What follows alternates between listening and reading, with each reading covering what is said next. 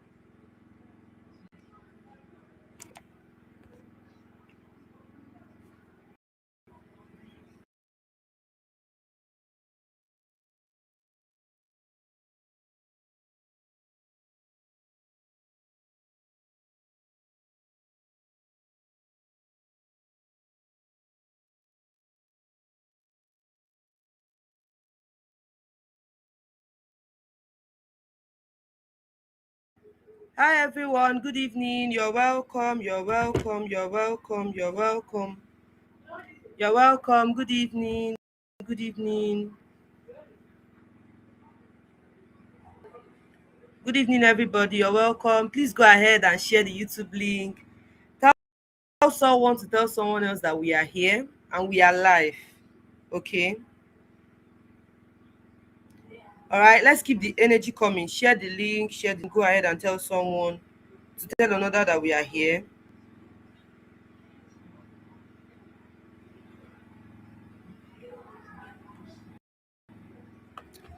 Drop your best reactions. How do you feel? How are you doing? Drop your best reactions. Let me see how you are doing.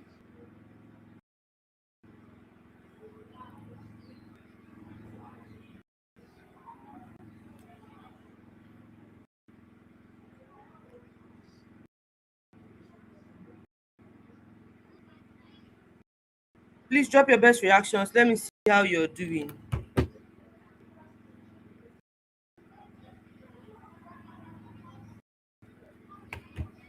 Yes, let's keep the energy coming. Drop your best reactions in the chat box. Where are you joining from? Where are you joining from?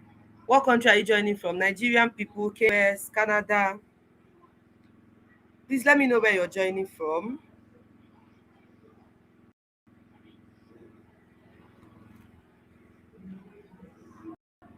You're welcome. Please go ahead and share the link. Okay, share the YouTube link so every other person can join in. We can get more people to join in. All right.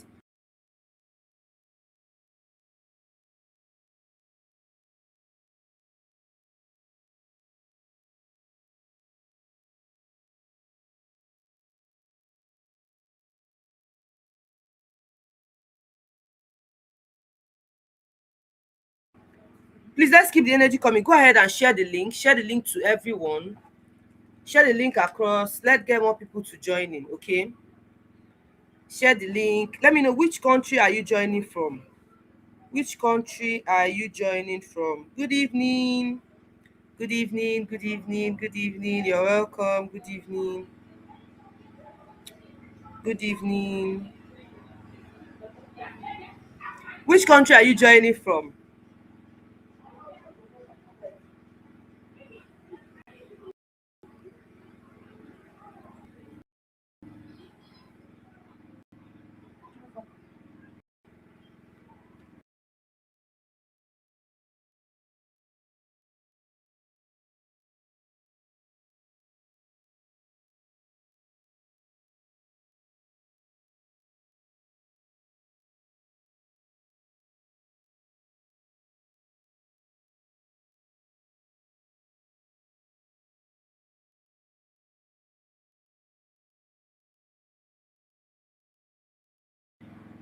So let's keep the energy coming. Yes, please share the link across. Let's get more people to join in. I want saying their life from Nigeria, Lagos, Nigeria, Ghana, South Africa. We have a lot of people here. Oh. Yes, please share the link. Tell someone we are live and we've started. Okay, we are live. We've started. Drop your reaction.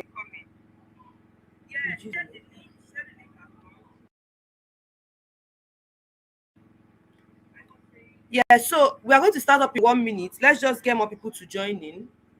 We'll start up in one.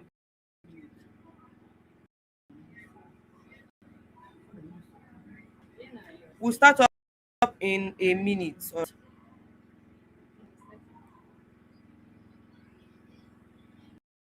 those of you who are coming in, let me know. How many of our speakers do you know of?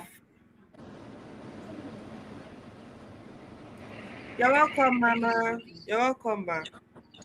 You're Are we welcome. live yet? Yes, we are. We are. Aye, okay. I thought I was going to enter green room. Okay. I'll be here soon, people. Forgive me, the life of a mother. But I'll be ready soon. Yes, I'll be ready soon. Okay. That's fine. All All right. right. Okay. Thank you. Okay.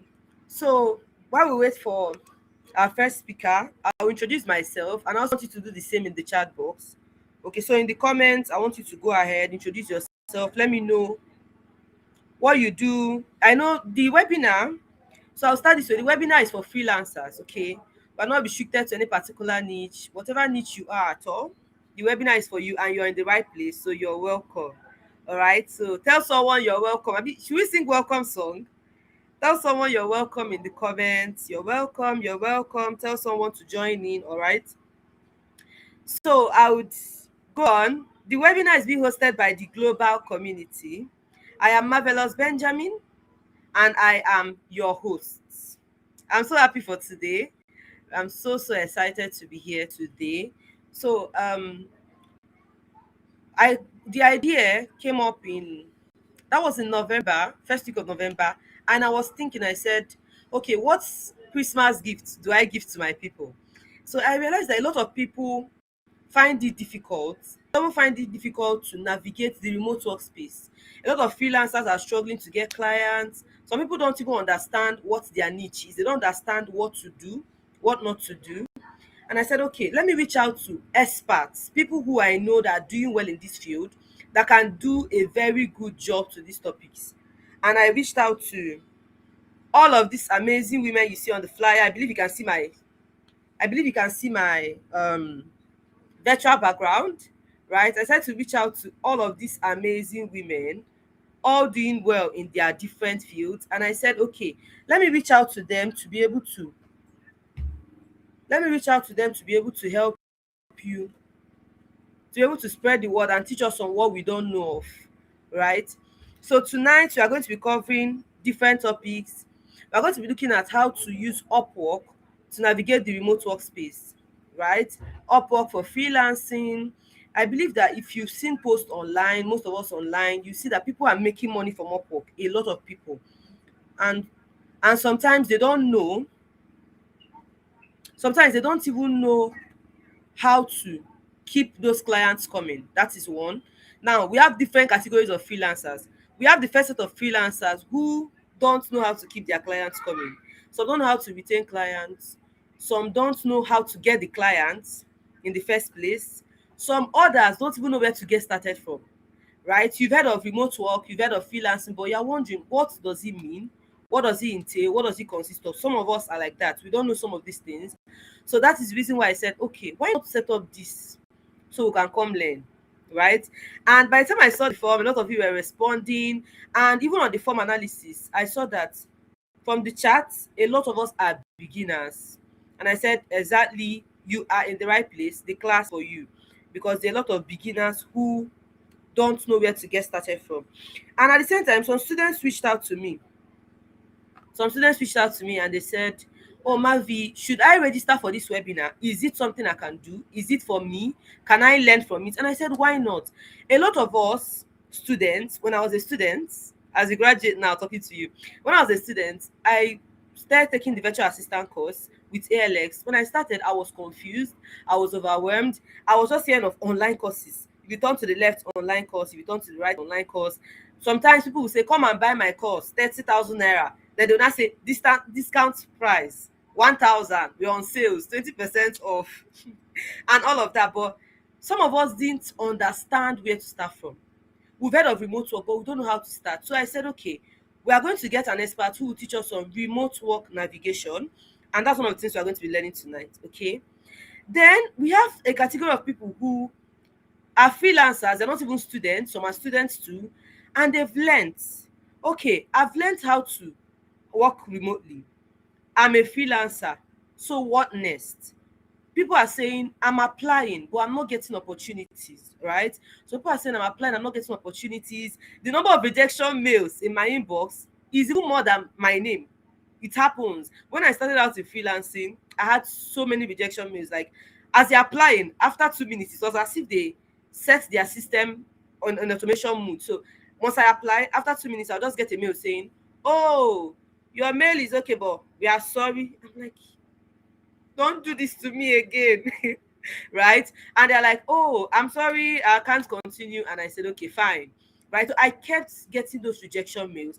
And after a while, I realized that there is a way to position yourself as a freelancer to get hired.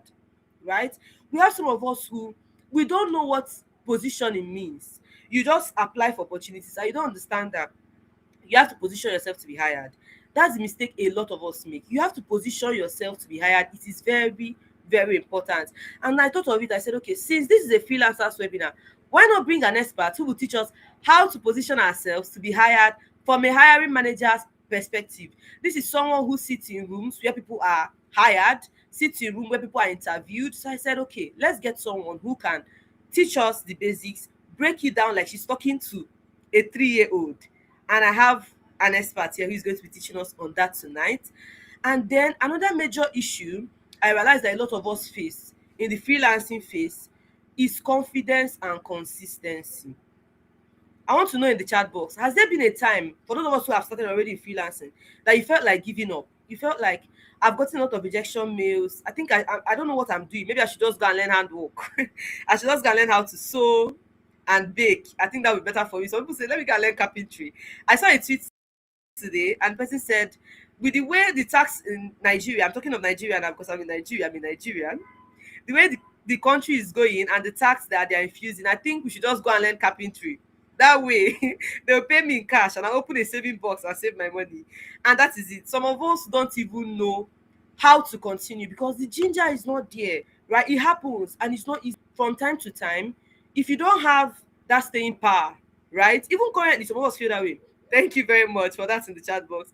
Even currently, we feel that way. Sometimes, if we don't have that energy to keep going, we can feel tired, we can feel reluctant, we can just feel like, oh, let me just quit, let me just give up. I've tried, right? So it happens. But tonight we are here to encourage you and to let you know that consistency is not very easy, but it is attainable.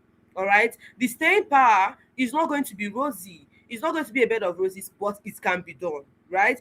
If these experts we have in the house have done it, I myself, I'm a freelancer, I'm working as a freelancer, I'm still doing it, then believe me, you can do it. So I want to see in the chat box, say, I'm sat. Just keep the energy coming. I'm sat. Share the link. Let's get more people to join in.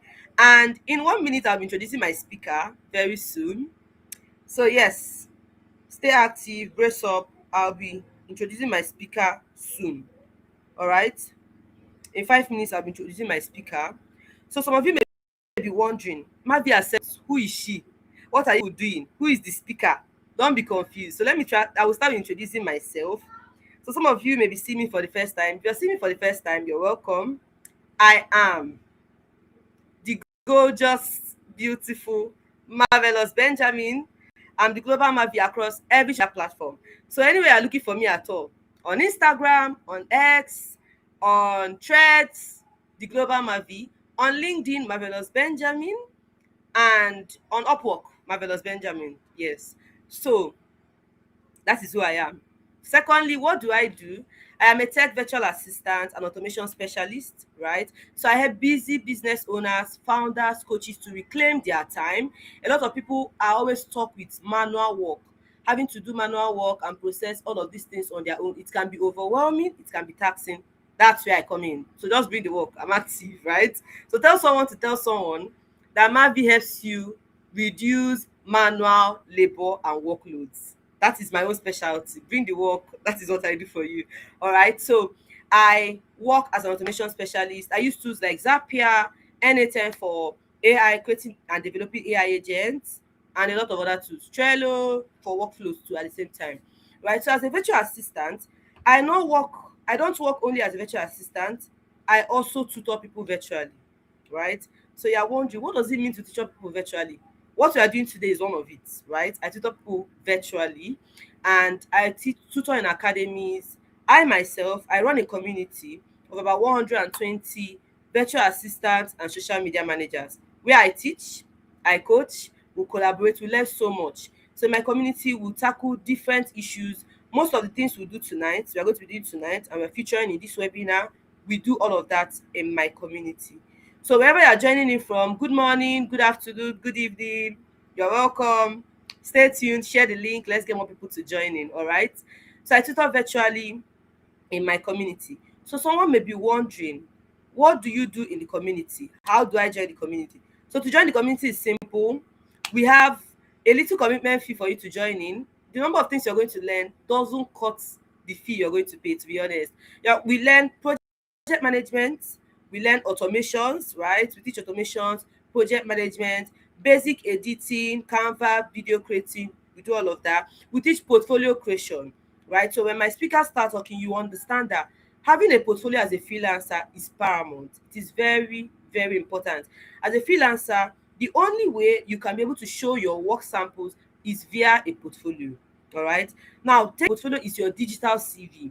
Now, your CV shows a lot of write-ups, you speak a lot of English and a lot of things that you've done, but your portfolio show what you've done, right? So with your portfolio, we can see what you've done. We know that, okay, as a VA, you can handle inbox management, but your portfolio will show us a sample of the inbox you've managed. As a software engineer, you write codes, thank you, now we know, but your portfolio will show us the sample of projects you've done. Are we together? So that is why a portfolio is very, very important. So these and many more things we do in my community. All right. So yes, I will be introducing my speaker in the next 1 minute. But before I do that, I want to know how many of you saw our post from LinkedIn, from X, where exactly see the webinar being displayed? Just drop a message in the chat box quickly. Let's engage a little. Where did you see our message displayed? Was it from LinkedIn? Did you see it on LinkedIn, on X, on Instagram, on TikTok? Like the webinar spread like wildfire. Everyone kept saying, oh, I saw this and all of that. So where did you see, let me know, where did you see our portfolio, our webinar link? Where did you see it at? Where did you see it from? Yes. LinkedIn, okay. All right. Okay. I see a lot of you saw it from LinkedIn. Someone said a friend status. That's interesting. So that is very, very interesting. On LinkedIn, from the global community. Thank you so much. Let's keep the energy coming. All right, so I'll be introducing my speaker now. So for tonight, we are going to be having a speaker for tonight, and our first speaker for tonight is Miss Arit Amana. Right? So please, I want to see that drum bells, keep drumming, celebrate, celebrate. While I introduce my first speaker. So my first speaker is someone that I love and respect. Queen Harriet has been a major instrument, and she's part of my success story. I met Queen Harriet earlier this year, and since then, from story to story, from one good thing to the other, I've been able to understand better how to position myself. I've been able to gain more confidence. One thing amongst every other thing I've learned from Queen Harriet is what I call grit. GRIT, the staying power. Right? Now, somebody may be asking, what is grit? Grit is what keeps you going even when you don't feel like, right? So there are days that you don't feel like doing anything, you're exhausted, but whenever I remember the words of Queen Harriet, I just tell myself, Mavi, you can't be sleepy, you can't afford to slack. You have to keep going. Do you understand? So I just brace up, tighten my seat belt, and I know that I have to be up and doing. Understand? So Queen Harriet runs a community She runs a community of tech professionals where I serve as a community manager, right? So I'm bringing up someone who, on a normal day, if I'm to have a consultation with her, you're going to pay in dollars, but she agreed to come for the webinar to teach us and let us draw from her well of knowledge. Now, let me get straight to it. Someone may be wondering, okay, who is this person? You've said so much already. Who is this person? So at 38, Queen Harriet became a software engineer. Guys, some of us here, we are 19, we are 20, we are 21. We are still playing around. We are still writing one code and we are still trying to debug. We are still trying to center a div. But Queen Harriet learned and became a software engineer at the age of 38 after being a homemaker with 2 kids for 6 plus years. And she was a public health analyst before that, right? Queen Harriet has worked with both enterprise and different organizations and nimble startups focused on delivering features intended for high ultra value volume use, right? Now, this is what I'm saying. She has worked with a lot of people. There are a lot of things Queen Harriet can do. But when it comes to handwork, Queen Harriet does a lot. She can do makeup, she can cook. She has done so much. And at that age, she decided on her own that she was going to venture into the web development space as a software engineer. And she went ahead, she took the course, she started preparing, started going through all of that. I'm just only imagining what it would have taken. So this is the best person for you to learn consistency from, the best person for you to learn how to position yourself from. That's the person we are bringing on board right now. Queen Harriet runs an active tech community of almost 1,000 tech professionals. As a community advocate, I can attest to you that the Queen Harriet Circle is one of the best things that has happened to me in this period, honestly. And it has made me really, really happy that I connected with her. Excuse me.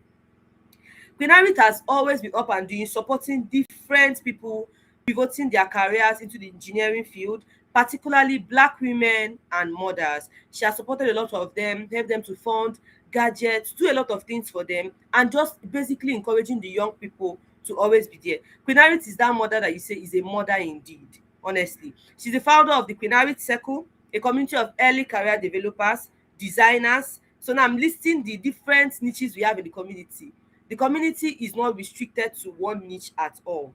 We are a community. The Queen Harriet Circle is a community of early career developers, designers, product/project developers and managers, virtual assistants, technical writers, executive assistants, all of us, we are the community, data analysts, and so much more niches that we've not even mentioned. So if you're looking for a place that you can join in, you're looking for someone to listen to as regards to positioning yourself, or you want to understand how to build confidence and consistency, Queen Harriet is that person for you. She's also the founder of Lose Weight with Harriet, where she helps women 40 plus drop fats, right? So women who are looking to lose weight, she's their founder. She helps them to be able to build their strength and reclaim their radiance without overwhelm or going to extreme, right? So I want you guys to join me in a minute while we welcome our first speaker for tonight, Queen Harriet, right? Her name is Harriet Amana, but I love to call her Queen Harriet, my own mama, my own queen. I'm very, very grateful that I met her this year. So, yes, ma'am. Let's just give her a minute to share her screen. All right, so while we wait for Queen Harriet to join in, how many of us are in the Queen Harriet Circle here? Let me see you in the comment section. Queen Harriet Circle members, let's rep ourselves in the comment sections. How many of us are in the Queen Harriet Circle here?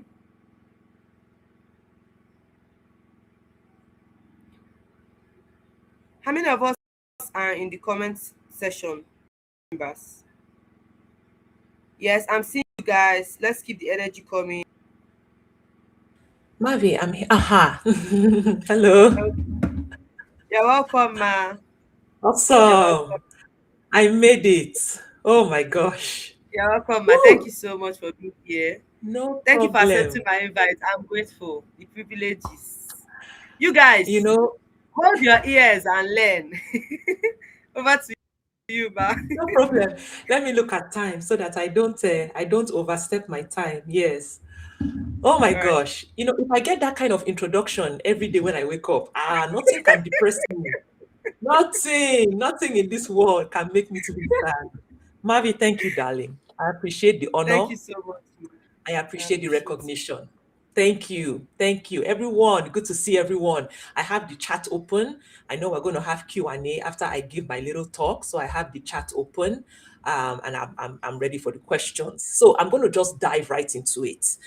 Forgive my tardiness. I took my daughter to do hair, Christmas hair. So we went a little bit over time, or else I would have been on time. So please forgive me.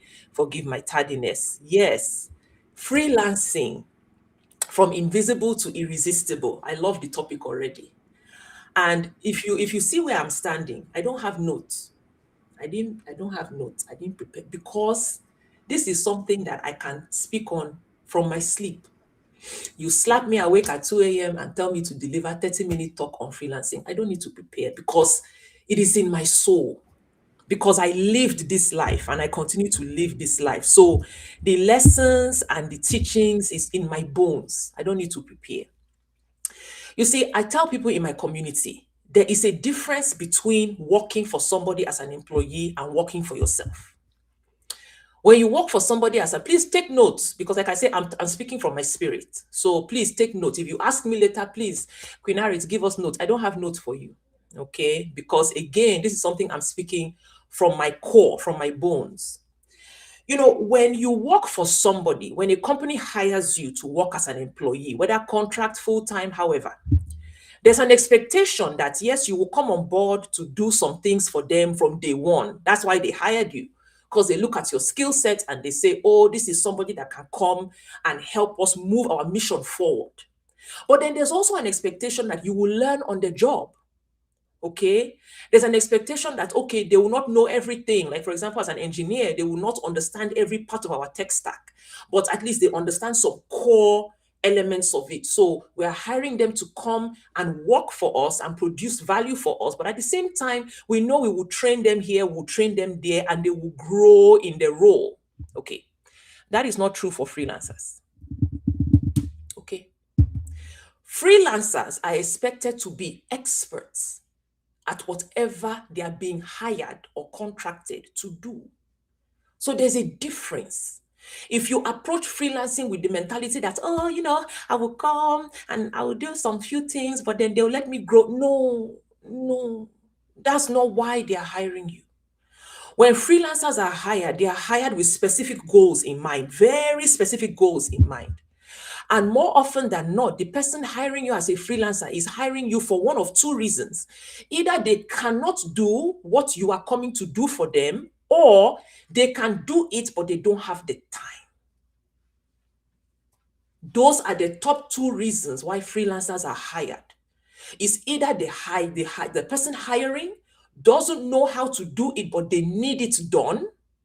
So they are trusting you to do what they cannot do. They are hoping that you will do it to the quality that they would have done it if they knew how to do it.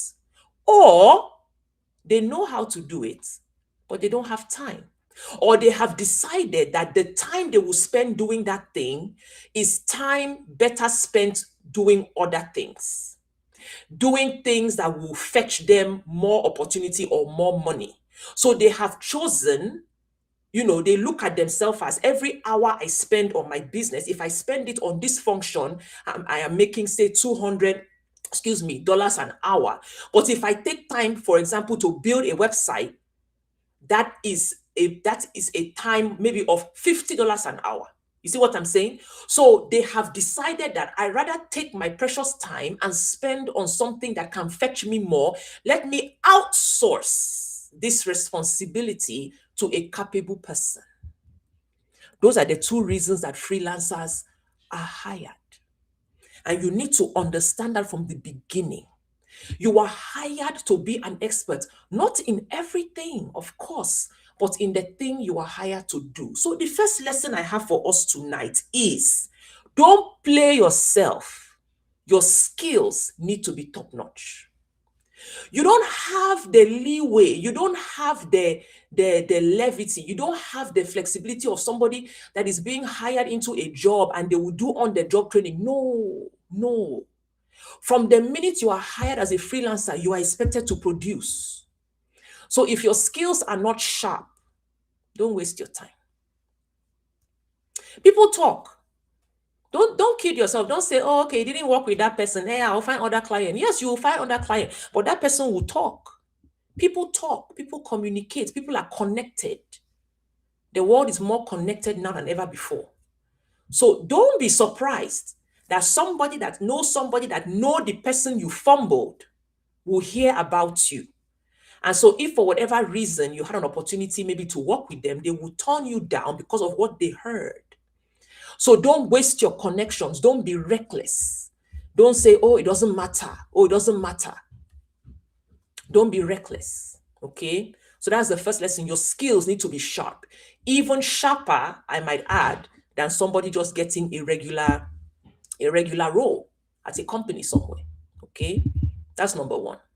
Number two, understand that at the beginning of your freelance career, you will make a lot of mistakes, but you better have the ability to learn from them. Sorry, my camera got blurry. Let me go ahead and reset. Let me try and reset it. Forgive me. I think I stepped too far. I stepped too far back. Anyway, hopefully it will reset itself. Yeah. So understand that you will make a lot of mistakes. The issue is not making the mistake. The issue is learning from it. If you do not have a documentation process as a freelancer, you are wasting your time. You need to document every process that you are engaged in as a freelancer. What is your outreach process? Document it. What is your, the phase at which you are convincing somebody that you are right for the job? Document it. There are some of you, you have a meeting with potential clients. You don't record the meeting. Bring out your phone and record it. Document your process. Document your onboarding. Understand what are the pain points in my process. Am I somebody that does not understand the currency of time, the language of time? It's one thing to be late every now and again, but if you are chronically late, if you are chronically unprepared for meeting with clients, don't kid yourself. See, there are some of you, you have this mentality that, like they say it in church, God doesn't call the qualified, the call. Okay, that's God. That's God. That's not human beings. So don't bring that attitude into freelancing. Don't bring that attitude that, they will show me grace. You have no control over that. So there are some of you, your time, your language of time is very substandard. Your punctuality and your preparedness, 2 P's. How punctual are you? How prepared are you? You should learn to anticipate questions the client will ask before they even ask it. There shouldn't be anything the client is asking you about your realm of expertise that you don't have at least a high-level answer. You may not have a detailed answer, but you should have at least a high-level answer. Because the process of landing the gig starts even before you interact with the client the first time. It starts before that client notices your profile on Upwork and decides, okay, I'm going to reach out to them. Or they notice your post on Twitter, oh, I'm going to reach out to them. Or LinkedIn. It starts before that. How do you present? Do you present? If I go to your Twitter page, am I going to see a bunch of cruise posts? There are some of you, be who you are, but learn to compartmentalize. If you must catch cruise on Twitter, create a throwaway account.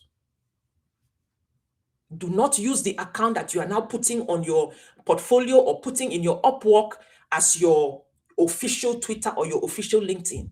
I should go to the profile you provide for me, and after spending 5 to 10 minutes on that profile, I get a sense that you are a committed professional. If I don't get that sense, I want nothing to do with you. And believe you me, people will check you out. Just because they don't tell you doesn't mean they didn't do it. People will Google you. People will AI you. At this point, it's ChatGPT. They will take your name. They will slot it in. They will look you up. When they look you up, what do they encounter? What messaging does your content convey? There are some of you, it's all over the place. And then you're out here talking about, I want to work as a freelancer. Don't play yourself. Don't kid yourself. Don't deceive yourself. So some of you, you need to clean up your online persona. I'm not saying what you're doing is wrong. I'm just saying it does not belong in the profile of a professional. Create throwaway accounts for that does not have anything about your name, your likeness, your picture.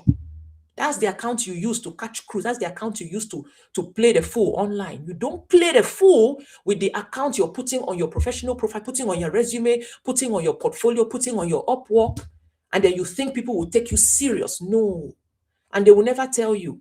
Then you will now come to Global Mavi. You will say, Mavi, nobody's hiring me, nobody's contacting me, nobody's giving me a chance. Did you give yourself a chance first? All right.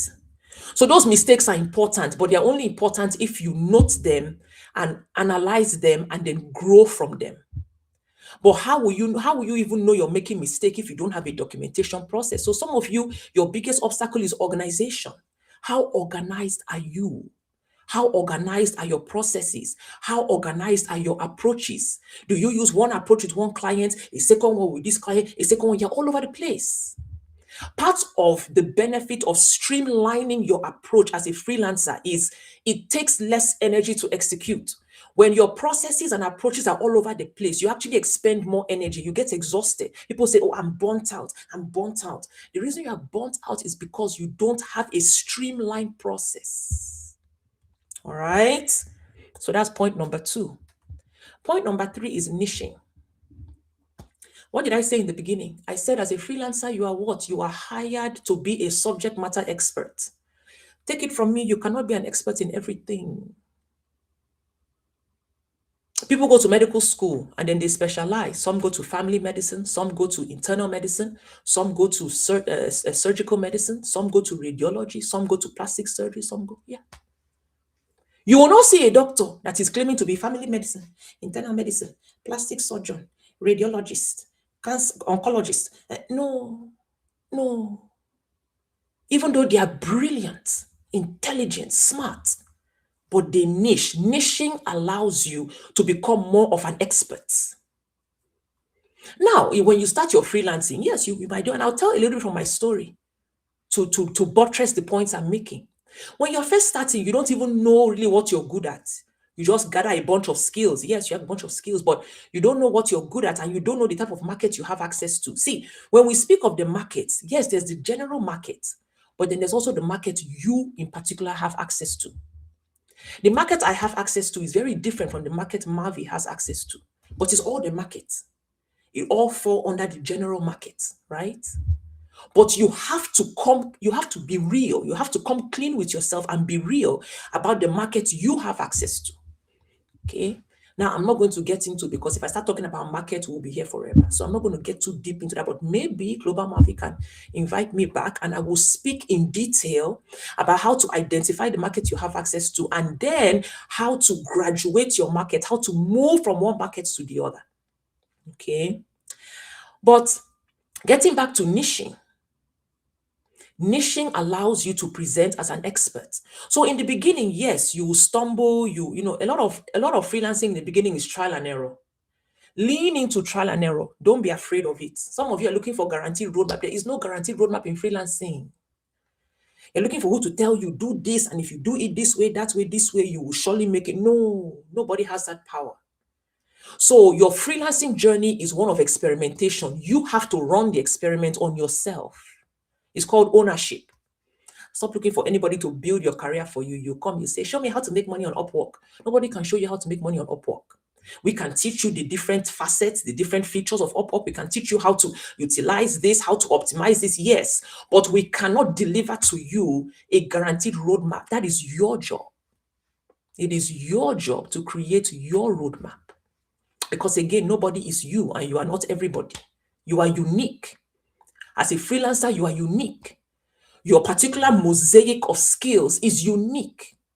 So unless I become you, unless I shape shift into you, I cannot give you a guaranteed roadmap. So there are some of you, the trial and error nature of freelancing makes you anxious. Get over it. If you want to make money, you have to get over that necessity of trial and error. It is necessary in the beginning so that you figure out your fit. You figure out your unique value prop. But see, once you figure it out, then you want to niche. Niching empowers you to become an expert. I'll give you an example. When I ran my digital agency, I think I'm right around 10 minutes now. Okay. When I ran my digital agency, the Brace agency, when I first started, I was doing everything. So my unique skill in that agency was building WordPress websites. I didn't know how to code. Okay, I couldn't code to save my life, but what I could do was utilize the themes, the plugins, and come up with, a product that could help people, at least, at the very least, put them on the internet for people to find them on the internet, right? When I started that business, I used to do website for everybody. I did website for real estate people. I did website for pest control people. I did website for construction workers. I did website for jewelry makers. I did website for caterers. I did website. See, anybody that came to me willing to pay me even a little penny, I would take as a client. You can imagine how burnt out I was. And they were not even paying that much, to be honest. When it comes to Africans, they love to lowball you. Let's be real. So I would work maybe 2 weeks and make money that couldn't even pay one of my bills for a month. But I'll put in 2 weeks of work. But you see, when you're starting, you need work products. I want to encourage you, don't be too discouraged by low pay in the beginning. You need work product. You need evidence of what you say you are able to do. And a lot of times that evidence is generated very cheaply, unfortunately, but it's a necessity for many of us. Okay. But you see, the thing was, with all those different areas I was developing website for, I became very stretched out, very stretched thin. I became burnt out. Sometimes a client will message me and I will even forget, okay, what did I do for them again? Because I was all over the place. Okay. But I now began to notice something. Why? Because I had a documentation process. I wasn't just winging it. I wasn't just doing it haphazardly. I documented client meetings. I documented deliverables. I documented what I was producing for my clients. And I also documented how much I was making. And I also documented how long I was spending to do what I was doing for them. I noticed something. I noticed that the gigs that people were willing to pay more for had to do with payment integration, seamless scheduling, and client management online. That's what I noticed. I noticed that the people who just wanted to have a website, just give me a website. Those ones were, in fact, they wanted you to do it for free. That's what I noticed. But I noticed that people who wanted more, people who wanted sort of like a system optimization or process optimization, were willing to pay more.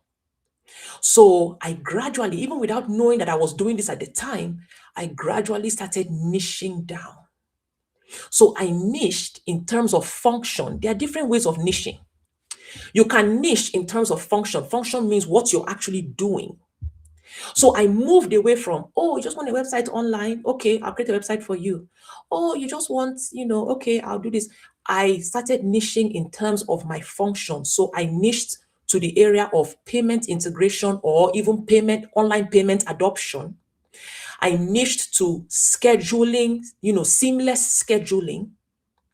And I niched to client management, being, a smoother client management. That automatically eliminated some type of client. For example, it eliminated my jewelry maker clients, because in that case, they are making jewelry and selling online. So what they wanted was more e-commerce. When I niched in terms of function, it also niched my market. So I niched now to potential clients who service people, not produce products. So clients that produce products will be looking for e-commerce solutions. I want to sell. I want to be easily discoverable, SEO, all of that. But clients that service people are looking for the kind of thing that I now was niching to the function. I also noticed that my highest paying clients, and I'm not saying I was making that much money, but comparatively, they were the highest paying, tended to be in the beauty industry, tended to be massage therapists, salon owners, makeup artists, estheticians. The other real estate, pest control, catering, the money was not there. So I also niched in terms of industry. That's the second way I niched. Are you taking notes? I hope you're taking notes. I niched in terms of function, and I also niched in terms of industry. Did anybody tell me to niche in these ways? No. I'm going back to my point about trial and error. But the only reason trial and error worked for me was because I documented my processes. I documented my outcomes. I documented the inputs that I was making. Time input, effort input. I documented everything. Data is your friend. Data is king. If you are not generating data for yourself as a freelancer, you are wasting your time, because you will not notice patterns that you need to notice in order to optimize your business. So I niched in terms of function, and I niched in terms of industry. Now, let's get now to my favorite part of my talk, and I'll soon be done, which is communicating your value. You see, unfortunately, you will join a Twitter space or you will join a Google Meet and you'll hear somebody say, when I learned how to code, I started making so much money. I came out of poverty. I was able to rent my place. I was able to buy a car for my mother. Okay, beautiful testimony. What you immediately think is, okay, the way to make that kind of money is to go and learn to code. True and not true. As a freelancer, and I mean this with absolute respect, nobody gives a shit about what you know how to do. Okay? Nobody cares. Now, I know, when they reach out to you on Upwork, reach out to you on LinkedIn, they say, I notice you know how to do this. I notice, okay, that is just a means to an end. What you know how to do as a freelancer is a means to an end. As far as potential clients are concerned, all they care about is their problem. So what happens when you are skills focused? Don't get me wrong. Skills is what you need to do what you do. But skills is not how you sell yourself. I'll give an example. Let's say I am in need of, let's say I need a website. I started a new business and I'm opening a grooming salon for dogs. Let's say that, okay? And in my mind, okay, I'm not technically savvy, I don't know anything tech, but what I know how to do is make dogs look beautiful, okay? So I have decided to open a grooming salon for dogs. So the next thing I think is, I need people to find me online. I need to have an online website. I need to have a website for people to know what I'm about. I'll have my nice picture and all of that. So I come on Upwork and I reach out to a bunch of freelancers that say they know how to build websites. So I now contact a freelancer named John and I contact another freelancer named Jane. And I tell John and Jane, I say, I want to open a grooming salon for dogs, but I don't have a website. Please, can you build a website for me? John says, absolutely, Queen Harriet, I got you. So I asked John, I say, okay, what is your price? John say, my price is $500. And I'll say, that's a bit much. Okay, let me get back to you. I now, start asking other freelancers on Upwork, what do you do for website? What do you do for websites? Somebody tells me 400, another person tells me 650, another person tells me 200, So I come back to John and I tell John, I say, John, I'm finding people who can do this website for 400 though. I'm finding people who can do it for 200. So this your 500 you're calling, I don't know. John now tells me, no, go with me. When I make your website, I'll make it responsive. I'll make it very responsive. I'll make it that, if you're looking at it on phone, it will look nice. If you're looking at it on desktop, it will look nice. I'll make sure your color scheme is very clean, very crisp. I'll make sure, the readability is very good. I'm really good, in fact, and I will provide you ongoing maintenance. Anything you want to change, just, reach out to me, I'll change. But I'm still feeling like this John self is like, you want to thief, So then I go to Jane and I tell Jane the same thing I told John. I said, Jane, I want to open a grooming salon for dogs. I need a website. I don't have any website. If somebody look me up on Google, they won't find me. I need a website. Jane now asks me, okay, at what point of your business are you? I say, sure. Jane says, okay, have you opened the salon already? Are you preparing to open the salon? Do you have, maybe a wait list? Do you have an interest list of people who are ready to start bringing your dogs? Have you thought about how, you want to get paid? Do you want people to pay you at the salon in cash? Do you want people to make, Jane starts asking me about my business. She hasn't even agreed to work with me. She hasn't told me, oh, yeah, I can do website for you. No.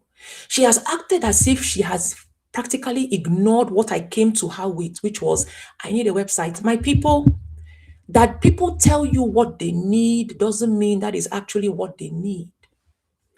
And as a subject matter expert freelancer, it is your job to determine what is actually needed.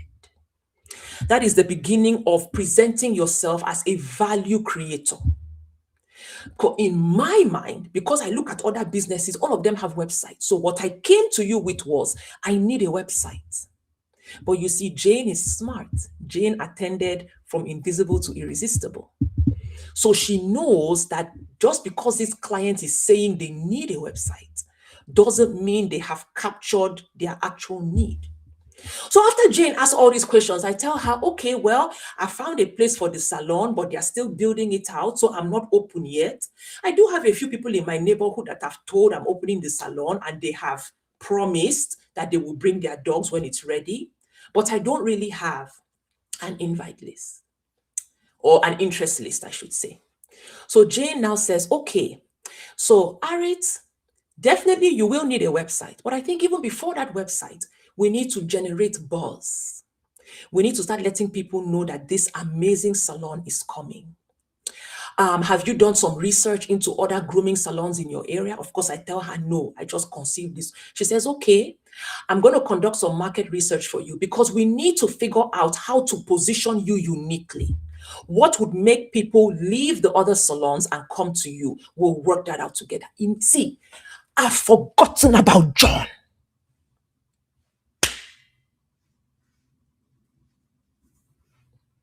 I've forgotten about John. Clients don't care what you can do. They care about their problems. They care about their issues. They care about stuff that they haven't even thought about themselves. So the key pillar of being a value creator is to step out of yourself and step into the shoes of your clients. Don't bring your tool belt of skills and wave it in front of them. I know how to do this. I know how to do that. I have this skill. They don't care. And if that ends up selling them, it's because of their ignorance. It's not because you were that good. Some of you land clients because the clients are so ignorant, they don't know what they don't know. And so as mediocre as your pitch is, they have no choice but to go with you. But if you want to move to being irresistible, you need to learn how to think from the shoes of the client. Take your skills tool belt and throw it behind you. Nobody cares.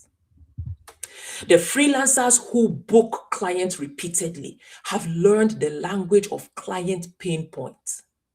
They have learned the language of anticipating client needs even before the client knows. They have learned the art of steering the client's attention from what they think they need to what they actually need. So in closing, going back to my example, I niched according to those functions and I niched according to industry. I then noticed something else. I noticed that whenever I went into technical conversations with my beauty industry clients, they got tired, they got easily irritated. Some got confused. Some were like, some even thought I was saying those things to them, insinuating that they would have to do those things. So they would become intimidated. I figured out that they didn't care about my skill set. They cared about how I could make their business better. So I changed my pitch from, I can create you a booking form, and the booking form will have the option of deposit or full payment. I stopped breaking down my process technically to them. They didn't need to know that. You know what I switched to? I switched to telling them, I will set you up so well that all you have to do is wake up and work. That's it. That's what I would tell them. I would say, hire me and I will set you up so well that all you have to do is wake up, take your phone, look at your calendar, know exactly what you're going to be doing that day, and just go to work. Money will be deposited. Money will be collected. Appointments booked and synchronized. Just wake up and work. It was so good that my current clients would recruit other clients for me with that same line. They will say, just call Arit. All you have to do is wake up and work. So that became my tagline. Wake up and work. Wake up and work. I moved from doing jobs for $100, $200. At the height of my agency, I was charging $5,000. Those were for salon owners, those who had high volume of clients already, but didn't have a consistent, reliable, repeatable system. I was able to charge them $5,000 and above. Why? Because my promise was their heartbeat. That's exactly what I want, Arit. I don't want to worry about payments. I don't want to worry about deposits. I don't want to worry about bounce payments. I don't want to worry about calendar conflict. I just want to wake up and work. Smart freelancers don't make it about themselves. I know how hard it took, how hard it was, and how long it took to get the skills that you got. Nobody gives a shit. Human beings are selfish. And the best way to get and retain clients is to lean into the selfishness of human beings.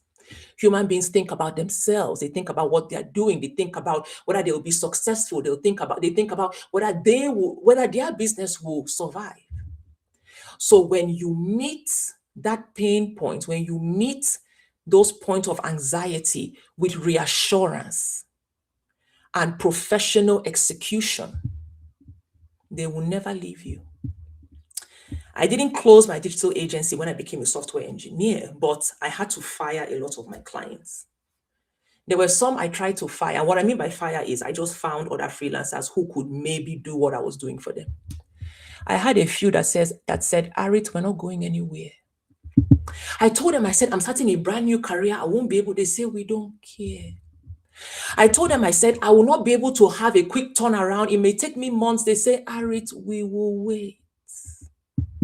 They refused to go because they understood that I had such a rich context about their business. They didn't want to start with somebody new. They say, Arit, it's okay. Whenever you get to it, you get to it, but we are not going anywhere. I hope that was helpful. I'm going to end it there because my time is over.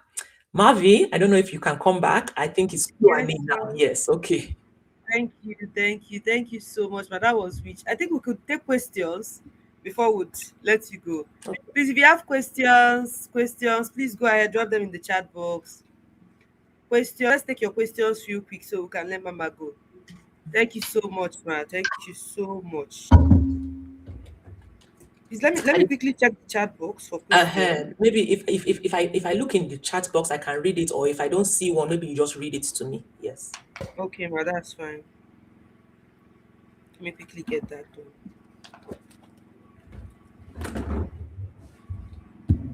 So please, if you have a question, utilize this opportunity. After now, your mentorship session is I will charge you $1,000 for a start. So please, if you have a question, go ahead and ask now. Let us go on. Okay, let me quickly check.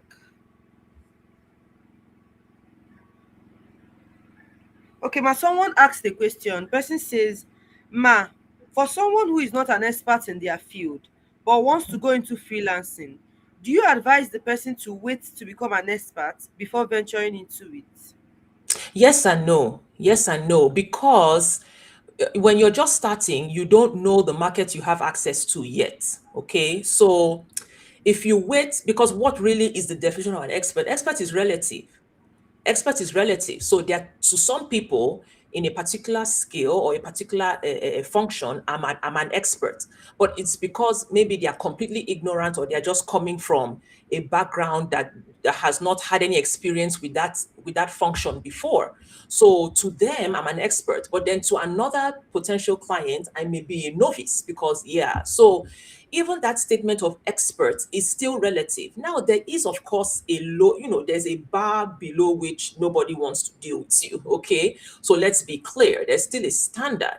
But beyond that, fundamental standard, you need to do a combination of continuing to upskill, but also putting yourself on the market, because you don't yet know the market you have access to. And the market you have access to might be willing to pay you at the level that you are, even as you get better. You understand? Even as you get better. So it's a combination. Some of us use that as a cop out. We say, oh, I'm still improving. I'm still improving. If you're not careful, you'll be improving for the rest of your life. You'll never pull the trigger. Right? You never pull the trigger. So at some point, you do need to put yourself out there and see what clients you can pull.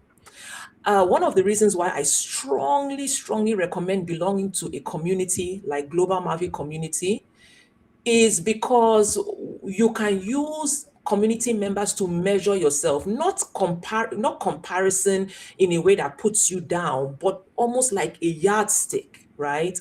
So if you see that somebody with comparable skills to you is booking client, now don't assume you have access to that market, but at the very least, you know that level of skill is marketable. Okay. When you're in isolation, you don't know that. When you're in isolation, you don't have access to that information. So join communities and be active in community so you can use your community members as a yardstick to know, okay, I'm still learning, I'm still growing, but I have enough under my belt that, let me put myself out there and see what I can get. Yeah. So it's a combination.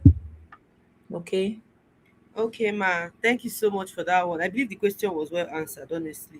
Thank you so much, ma. So someone has asked, okay, I think you've touched on this, but let me take the question and see if you can throw a little more light. About niching down in terms of industry, ma, please, can you elaborate? Okay. So it really depends, right? It depends. It depends on your skill set. So, for example, let me go to virtual, because I know your community is a community of virtual assistants. So let me go Yeah. to virtual assistants. Yeah. Depending on what you're doing. So, for example, if what you're doing is maybe you are responsible for generating newsletters for a particular client. The client is hiring you to manage their newsletter, manage subscriptions, manage issues, manage publishing. When people, leave comments, manage, so they are basically giving you, newsletter, right? And you're a good writer, you have an eye for white space, you just have a flair for the skills involved in that. Okay. So by function, you have niched to content generation, newsletter content generation and management. That's your function niche. But it might also be helpful to niche in terms of industry. Why? So that, because think about it, let's say you have two clients, right? One client's industry is financial services, and the other client's industry is plumbing. Very different, right? Okay. But you're managing newsletter for both clients or for both companies, right? That's very different content. Whatever you're researching on the plumbing side is not going to help you on the financial services side, and vice versa. So in a sense, your attention is split, right? However, let's say you decide to niche to financial service industry client. What you do for one client will help and augment what you're doing for the other. So back to my example, this is my real life example. When I niched to the beauty industry, yes, makeup artist is different from esthetician, is different from salon. Makeup artist is face. Esthetician is face, but not color, not putting product, is taking care of the skin. Salon is hair, right? But because they are all beauty, I was able to stay in that niche and deepen my understanding of that niche, right? Yeah. I also facilitated collaborations, believe it or not. I also, so for example, my esthetician client who opened an esthetician salon, I told her, I said, you know what? Like people come here for better skin. Why don't they also come here to have their face beat? I can recommend some amazing, yeah. So you can also sort of help connections and help collaborations, and that's another value add that you have as the person working for them. So I would rather, if I had to pick and choose one type of niche, if I had to, I would pick functional niching. And the reason why I say functional niching is because that is actually what you're doing, right? Functional niching involves what you're doing, the product that you're outputting. Okay. Industry niching is more to streamline your subject matter expertise, is to streamline your knowledge that is informing what you're doing. So it's like another layer of streamlining things, because when you streamline people, when you streamline, you make things easier for yourself. By the time I niched to the beauty industry and I niched to payment integration and management, I could set up payment integration in my sleep. I did it so many times that the ramp up process was very shallow. It wasn't steep. It was almost level.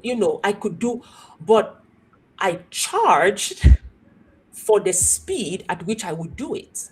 When I first started, it would take me days, sometimes weeks, to make sure everything was working well. But by the time you do it like this, like this, like this, like this, like this, before you know it, you can do it in your sleep. But your client doesn't need to know that. You see? They don't need to know that you can do it in your sleep. You let them know that this is very difficult, it's very hard, it's very involved. They don't need to know that. And then you charge accordingly, right? So niching is for you. Niching is actually for you. It's not necessarily for the client. It's for you. It's to allow you to scale your business. It's to allow you to take on more clients without burning yourself out. Right? Yeah. And if I had to pick one or the other, I would say functional niching before industry niching. Yeah. Thank Okay. you so much for that one. Thank you so much. So we have tons of questions, but what we'll do is this. We have a feedback form that will be sent and Okay. dropped in the comment section. So please, you guys can address your remaining questions, take it up from there. Let's take one more question so we can let you go. Okay. Thank you so No much for problem. your time.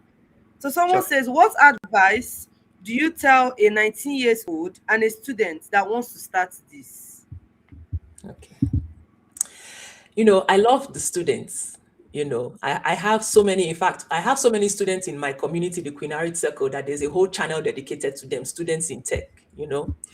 And the reality is this. As a student, the question I always ask is, who is funding your education?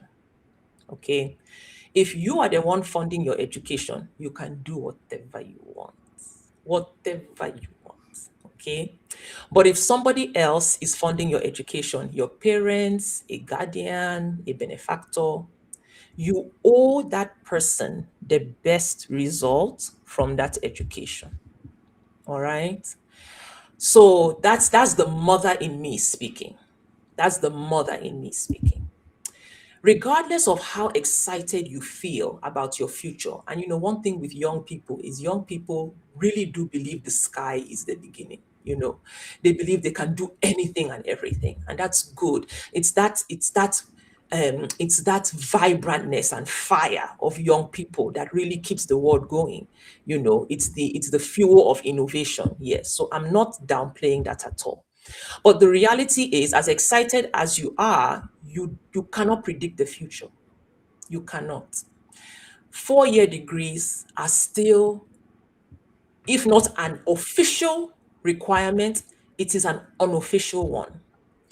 There is a higher respect given to people who have completed a formal degree. Even if that degree is not related to what you're ultimately doing, it speaks of discipline. It speaks of the ability to be focused. It speaks of the ability to go through something that may not have felt pleasant all the time, but you had the discipline and the dedication to see it through. That's just facts, right? You also owe it to the person who is funding your education. Let me tell you, the worst position you can find yourself in is to have people who were willing to sponsor your education and, wanted you to complete that degree. You now decide not to take it serious. Either you don't finish or you don't get a good score, you graduate with, with low marks. And then the thing that you are now telling them, mommy, daddy, guardian, auntie, uncle, grandpa, this thing is what I really want to do. And they just be looking at you. Then that thing that you say you really want to do, you are now struggling for 2 years, 3 years, 4 years. They will be on your neck. Unless they are not like my parents. If they're like my parents, they will be on your neck. They will forever remind you of how foolish you were to not take your education serious. And now you see, you're wasting your goddamn time in this tech thing, right? You can't see, as excited as you are, as confident as you cannot predict the future. But you see, when you take the time at 19, I got into tech at 38. That's double your age. Okay? Take the time at 19 to finish the responsibility of education. I'm not saying they won't still be on your neck when they see you, struggling and floundering in your so-called tech career, but at the very least, they will say, well, the day he decides to forget about this thing, at least he has his degree to fall back on. At least they will not be able to come after you about not completing your degree or completing your degree with low marks. So the way I see it is, get rid of one problem. Okay. I know you sit and you read Mark Zuckerberg's story, you read Elon Musk's story, and you convince yourself you can be like them. No, nobody knows the future. For every person who made it in tech, I can show you 10 who didn't make it. Everybody and their mother want to do tech. So, but not everybody is making it. So don't be arrogant. Don't assume that cannot happen to you. So my honest to God advice to you is focused on your education. You can still join community, you can still upskill here and there, but let your primary focus now be your education. 19-year-old is only 4 years. If you live to be 100 by the grace of God, what percentage of 100 is 4? That's 4%. Okay, so don't play yourself. Don't let the exuberance of youth make you foolish. Okay, it's one thing to be young, it's another thing to be foolish, to be stupid, to be daft. Don't let the exuberance of youth make you daft. Because when you're paying the price later, you won't be able to share that burden with anybody. I promise you. Nobody will come and alleviate problem. No, nobody. So focus, discipline yourself, get through your course of study, prioritize your course of study. You have the rest of your God-given long life to blow in tech. All right? All right. Thank you. Thank you so much, ma. Thank you so much. Thank you so much. People should be clapping in the comments, ma. Thank you so much. Like, this is gold mine. Thank you so much, ma. We appreciate you. So please, if you have any more questions, go ahead and use the feedback form. Let us know what's your feedback, the event so far. You have a question, we have a column, you can fill in any additional questions or comments. So we'll just take it up from there and we'll do our best to respond as much as we can. Please go ahead and follow Queen Harriet all across. On LinkedIn, the Queen Harriet Circle, on X, the Queen Harriet Circle, and the Queen Harriet. So please go ahead. Thank you so much, ma. God bless you. Appreciate Is you. this my wife, Alice? Hey, Yes, dear. so Alice is going next. Oh, yes, that's the it's wife going of, next. of, Thank of you one so of much, my ma. beloved staff members. Yes, Alice, good to see you, Thank you, dear. ma. All right. Okay. Thank Thank you you for so having much. me. Thank All you for right, having ma. me. All right. All Stay right. blessed. All right. All Bye. right, ma. All right, so guys, in 1 minute, I'm going to be introducing our second speaker. I believe we've learned a lot already.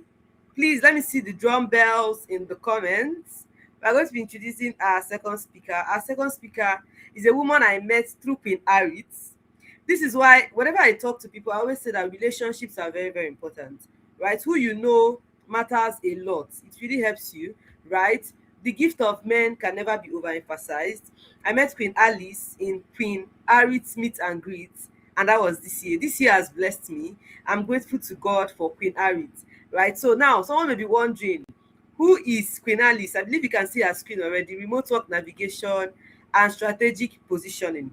Now, Queen Alice Awobite Joshua is Africa's #1 remote work coach, Go ahead and search through your LinkedIn. You're going to see who we are talking about.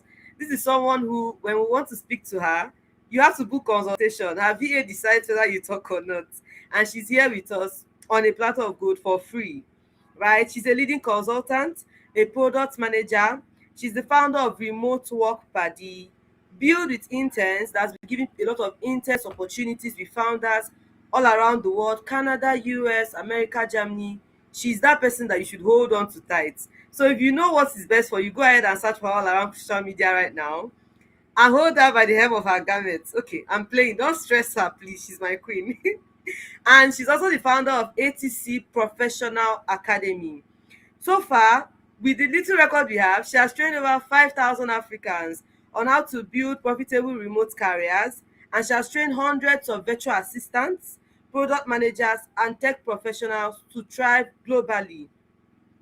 Right now, Alice works with CEOs, startups, and remote first companies to streamline operations and design talent pipelines that scale. Her remote job board with over 15,000 plus users. Guys, if it's easy, run it. But now I know that before you get to that, you have to follow Queen Alice and learn. Please, if you are distracted, close everything and pay close attention and listen very well. Her remote job board with over 15,000 plus users has helped job seekers land interviews between 90 to 120 days with AI tools.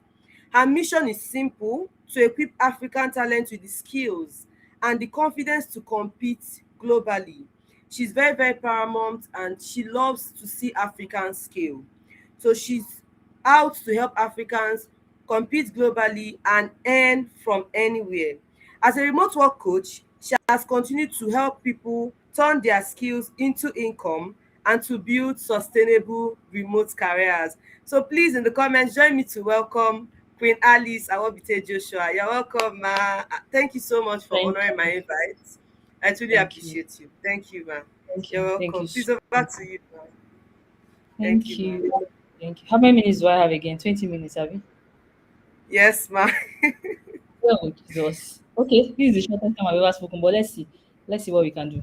Okay. Quick one. Thank you. Hi, everyone. My name is Alice Awobite Joshua, and today I'm not going to do too much, right? I'll just talk about three things that you must do for you to position yourself strategically. So let's get right into it. So she has done all the introductions, but I still like to talk about myself. Hello. So my name is Alice Joshua, my one remote work coach. Um, so before we continue, if you see me looking this way, this is where my monitor is, this is where my screen is. So forgive me, please. So basically, I'm the founder of Remote Work Party, Build with Interns, ATC Pro Academy, where I teach people how to get into remote work. I've trained over 5,000 people. I've helped over 500 people. I've even lost count at this point. These are like old, data. And then a job board with over 15,000 users where we help you, land interviews faster with AI. And then also I've been featured in different publications, multiple award winner. I just won an award this week and I'm like, Alice, how did you manage? But we move. Also I've helped 40 Congratulations, interns ma. land remote. Thank you. I've helped 40 interns land remote jobs in the space of 7 weeks, and that is something I'm very happy about. Today, I'm here to talk about, how to position yourself strategically for remote jobs. And I'm going to give you 3 points, and I'm going to try, to make it as fast as I can. Number one is that a lot of people think that when you hear remote jobs, it's basically about, you know, the jobs alone. Meanwhile, it's about how you position yourself, how you talk about the values that you're going to be offering. Remote companies don't just hire based on the need for it. They want to hire you knowing that you are valuable. They want to hire you knowing that if they bring you onto their team, you are going to add more value than they already, have. Then also, before anybody hires you, I do it too because I've been hiring a lot of people, even into my own team. And I always ask, what does this person solve? What problem are you going to be solving for me? Right? How fast can you contribute? I remember one of the interviews I had, somebody was like, oh, how fast can you edit video? He said 72 to 72 to something, what 100 be how many hours? And I'm like, so that means like you're going to be doing one video per week. That's what it means, right? You need to understand that people would hire you faster if they know how fast you can start, working, or how fast or how easy it's going to be for you to synchronize with, their team. Also, will this person I'm hiring reduce or increase stress? Will I get maximum result from hiring this person? So it's not just about, oh, I found this job, and then this job is, I can see I tick all the boxes, or I tick at least 70%. Let me just jump into it. No, your resume, whatever pitch you're making, whatever it is you're doing, has to communicate these three things.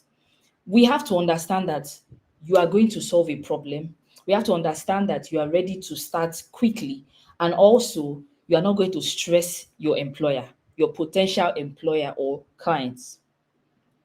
Now, number two is experience is beautiful. When you have experience, it helps. But then positioning is powerful. Have you ever heard or you've seen people that they have 10 years experience, but nobody knows they have 10 years experience? Only them and their family members and close friends know that they have 10 years experience, know that they are very good at something.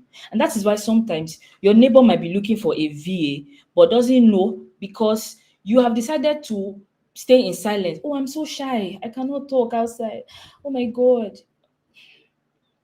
And you sit down where you are sitting, you are seeing people online, you are reading. I'm happy to announce that I have gotten this. I'm happy to announce that I have gotten that. And if you go and look at their portfolio, they don't even reach you. You are too good. But then nobody knows because you are not positioning yourself strategically for it. Yes, experience is beautiful. Have it is important. It's important to build experience. And I get questions like, oh, how do I build experience?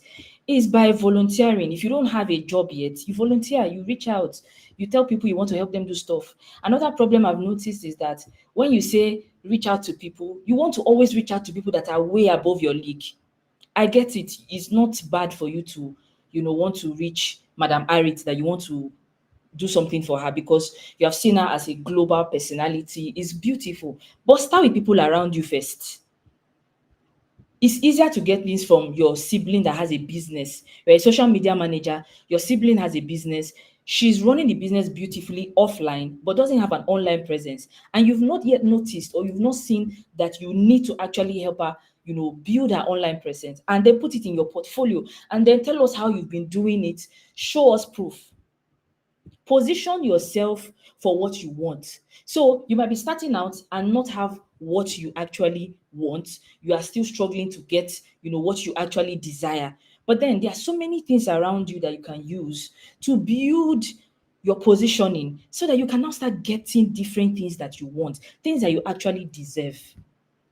Right? Now, next is remote companies hire people who can show what they can do. If you cannot show what you can do, why am I hiring you? I remember some weeks ago, somebody on X was saying, why should an intern, submit a portfolio? And I'm like, who is going to hire anybody without a portfolio? Like, why is anybody going to hire you? And that is why if you want to make good portfolios, reach out to Marvelous. She's very good at it. I would recommend her anytime, any day, right? Make sure that you can show proof of what you can do. Show how you think through the process of what you are doing. Now, let me break that down. You want to put, let's say you put, as a VA, you put that, okay, you manage emails or calendar. I don't even like that on any VA's portfolio. I think it's ridiculous. Your life is way beyond that. But let's just assume, right? Tell us the thought process, meaning what is this founder struggling with before they had to call you to come and, take on this job? Tell us stories. Fictional stories. It doesn't have to be real. You are not lying. Did you create the calendar and take a screenshot? Yes. But is there a story behind the problems of why you are creating that calendar? No. So what we just see on your portfolio is screenshots here and there. Portfolios now are just filled with screenshots. There is no thought process written out. There is absolutely nothing to show why you did what you did. And that is something that a lot of people are looking for. Founders, recruiters, they want to see your thought process. Also, how do you approach problems? So you now understand that, okay, this is the problem that this person is facing, and then you want to resolve it. How did you come about the idea? What did you do? If you did research, put it there. Do a case study. Oh, I did research and I saw that so percentage of founders find it difficult to manage their calendars. My client was struggling with blah blah blah, and that's why it cost her to lose XYZ. When I came on board, I was able to XYZ so that it increased, it increased, blah, blah, blah. You know all those stories. There is nothing like that on your portfolio. What we are just seeing is screenshot of calendar. Then some people go as far as putting what the calendar used to look like and what it looks like now. That doesn't work anymore. When I started being a VA years ago, it used to work. Now it doesn't work anymore. There are a lot of people.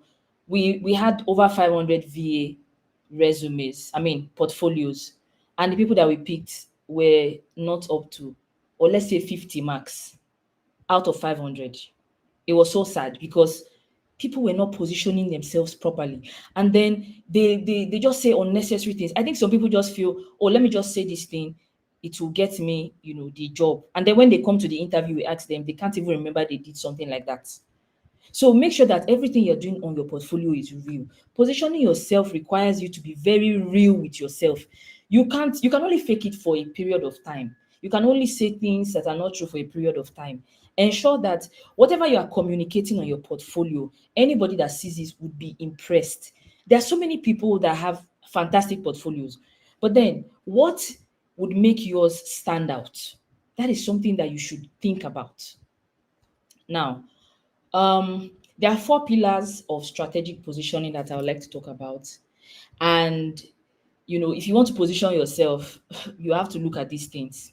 First is focus. There are so many people, when I check their LinkedIn profile, I can't understand what they are doing because they have like 4 or 5 things written on it. For God's sake, I just God beg you. I beg you, please be focused and be known for something. Everybody knows that Marvelous is a tech virtual assistant.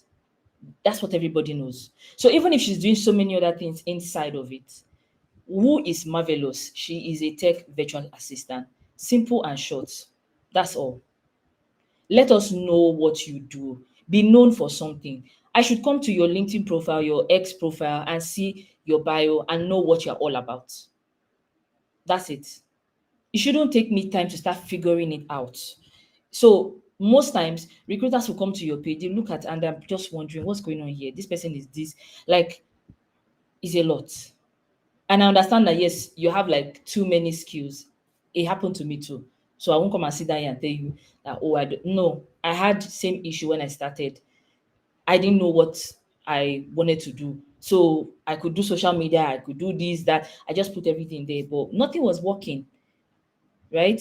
So have a clear focus. What role do you want?